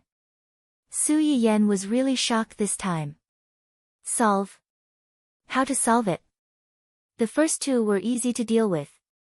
What should be rectified, what should be frozen, but what about Wen Jingping? New male lead, wake up, that's the female lead. Even if you don't completely like her, you shouldn't use her as a condition to make a deal with the boss of a rival company. Or was it that the original work's forceful plot, and because of her rebirth as a little butterfly, now had some more heart-wrenching drama to drag her, a passerby who originally wanted to sit on the mountain and watch the tigers fight, into the water? Su Yiyan's mind was in a mess. For a moment, she didn't know how to respond to the person opposite her. Dou Tianyi saw the change in Su Yiyan's expression and continued to smile. "Miss Su, what do you think of this sincerity?" Su Yiyan stared at him for a while and asked directly, "I thought that you wanted Wen Jingping to be the female lead of your company's annual drama because you wanted to promote her. You should have a good relationship with her. It's just a relationship of interest." Relationship of interest? Su Yiyan raised her eyebrows and became interested. "Then you came to me now and offered to sacrifice her. Do you think I'm more valuable than her?" Dou Tianyi's smile on his face was slightly restrained, but with some hesitation. "You're not the same as her." "We're all the same." Su Yiyan interrupted him. She had calmed down a long time ago, and her gaze towards Dou Tianyi was filled with indifference and mockery. "This is what I meant when I said that we have different ideologies. I admit that I do have some grudges with her, but since she has sided with you and you have accepted her, you shouldn't be using her to negotiate with me now." Dou Tianyi furrowed his brows. "I accepted her because of some special reasons, but after interacting with her for a long time, I realized that everything she showed was fake. Her purpose for getting close to me wasn't that simple. Since we're using each other, why can't I use her if she can use me?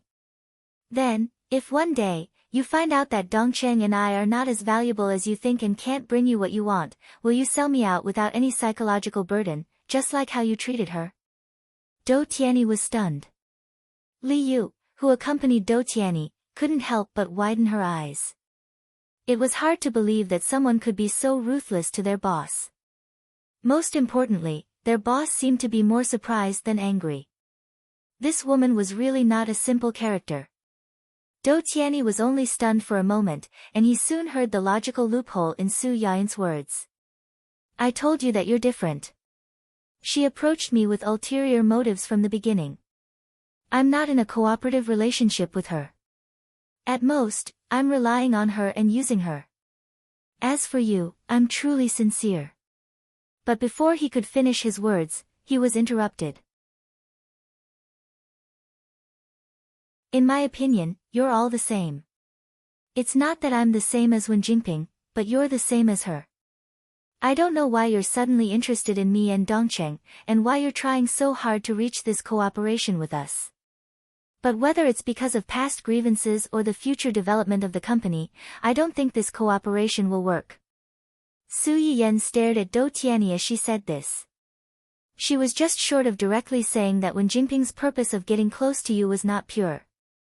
Now that you're getting close to me, is your purpose of getting close to me pure? It's not hard to guess what you're thinking. Don't be the pot calling the kettle black.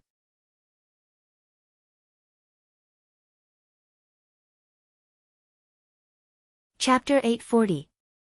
After Su Yiyan finished speaking, the room fell silent again. Li Yu's forehead was already covered in a layer of cold sweat. He was afraid that the audacious Miss Su would be sacrificed to the heavens by his furious boss in the next second. However, to his disappointment, none of the unforeseen events that he had anticipated happened. Dou Tianyi looked calmly at Su Yiyan and chuckled. "You're very smart. Just this point alone makes you completely different from Wen Jingping." Su Yiyan was speechless. "I can take it as you. Are you indirectly mocking someone for being stupid? Since you're so smart, you should have already guessed the real reason why I went through so much trouble to look for you." "No, I don't know anything. There was a saying that went, the more you know, the faster you die." She wasn't going to jump into this trap. Unfortunately, even though Su Yiyan wanted to avoid this trap, Dou Tianyi couldn't let her do as she wished and insisted on dragging her into this trap. "Miss Su, or should I call you Store Manager Su, or Live Broadcaster Su? I don't know what you're talking about." Su Yiyan was already prepared and wasn't flustered by his sudden revelation. "I was wondering why Mr. Dou would suddenly be interested in me, a stranger whom you've only met once. It turns out that you've mistaken me for someone else." Dou Tianyi seemed to have already expected that Su Yiyan wouldn't admit it. The smile on his face didn't change as he whispered, "Whether or not I've mistaken you for someone else, we both know in our hearts. Since I'm talking about this in front of Miss Su today, naturally, I already have concrete evidence to prove Miss Su's identity." Su Yiyan's face darkened slightly. Dou Tianyi's constant little tricks showed that he was suspicious of her identity. Today, he said this in front of her. Whether he really knew her identity or was lying to her, Su Yiyan knew that after today, she wouldn't be able to stay out of trouble like before. Su Yiyan sighed. "So, Mr. Dou came to my territory in such an imposing manner today and said these words to me. Do you think this matter can be used as a bargaining chip to threaten me?" Su Yiyan couldn't help but sneer. "If that's the case, I'm afraid Mr. Dou will be disappointed. The reason why I hid my identity was because I felt that there was no need to publicize my little hobby. Now that I've been discovered, I can just make it public. It's not a shameful thing to begin with. After it's made public, it might even help me and my company gain more popularity. It's mutually beneficial and two-way development. Why not? Miss Su seems to be very hostile and prejudiced against me." Dou Tianyi sat in his wheelchair, his expression unchanged. "The reason why I pointed out Miss Su's identity at this time is not to threaten Miss Su with this matter, but to ask Miss Su for help." "Ask me for help?" Su Yiyan's heart suddenly thumped, but she still maintained a guarded expression on her face.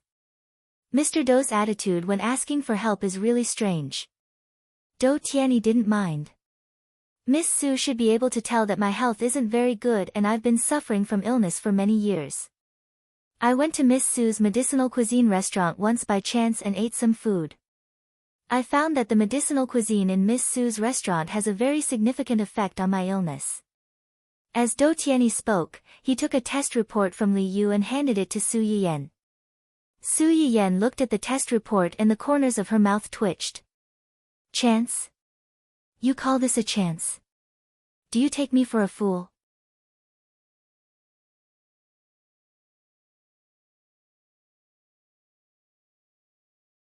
Chapter 841. Su Yiyan didn't take it. Instead, she looked at Dou Tianyi, raised her eyebrows, and chuckled. "Mr. Dou, you've done so much just to ask me to make a few meals of medicinal cuisine to improve your condition?" "It's not to improve my condition. It's not to improve my condition. It's to cure it." Su Yiyan's face sank, as if she had heard the funniest joke in the world. "Mr. Dou, you must be joking. Not to mention that I don't have much interaction with Mr. Dou, and I haven't agreed to help you. Even if I really help you, I can't give you such an unrealistic guarantee. You must know that even the most respected doctor can't guarantee that he can cure any disease."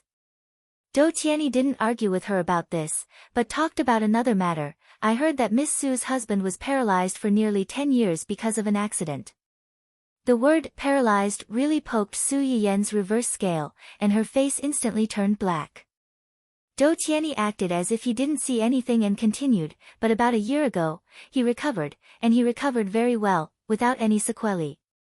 My husband hasn't given up on treatment all these years, and he will recover very well.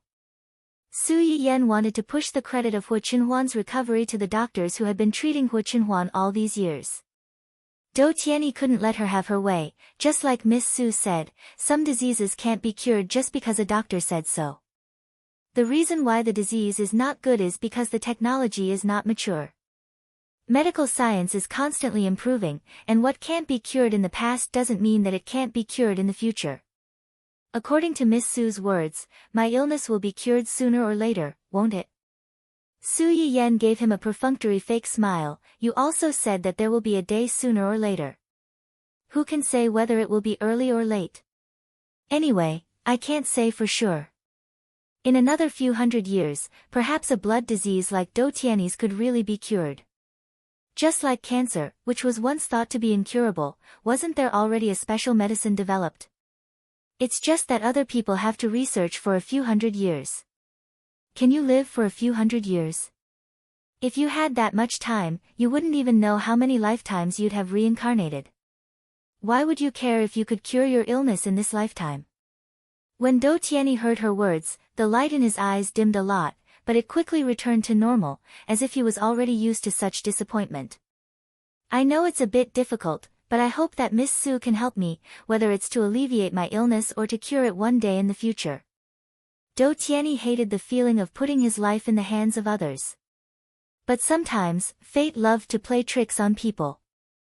The things that you were most afraid of and hated the most were often the things that you couldn't avoid. In the end, you could only helplessly compromise. In exchange, I'm willing to do my best and pay any price that you need or want. Su Yiyan wasn't tempted by the promise he gave. She frowned and said, I just said that the reason why Qinhuan could recover was because he had been receiving treatment all these years.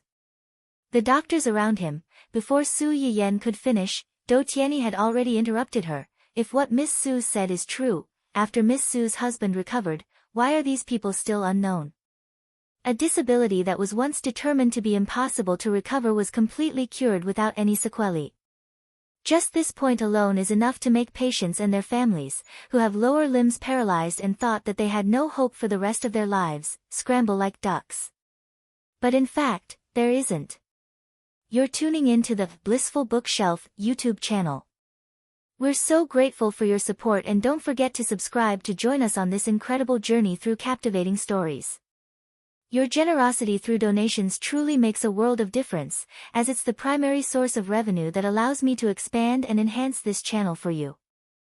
Thank you from the bottom of my heart for being a part of this adventure.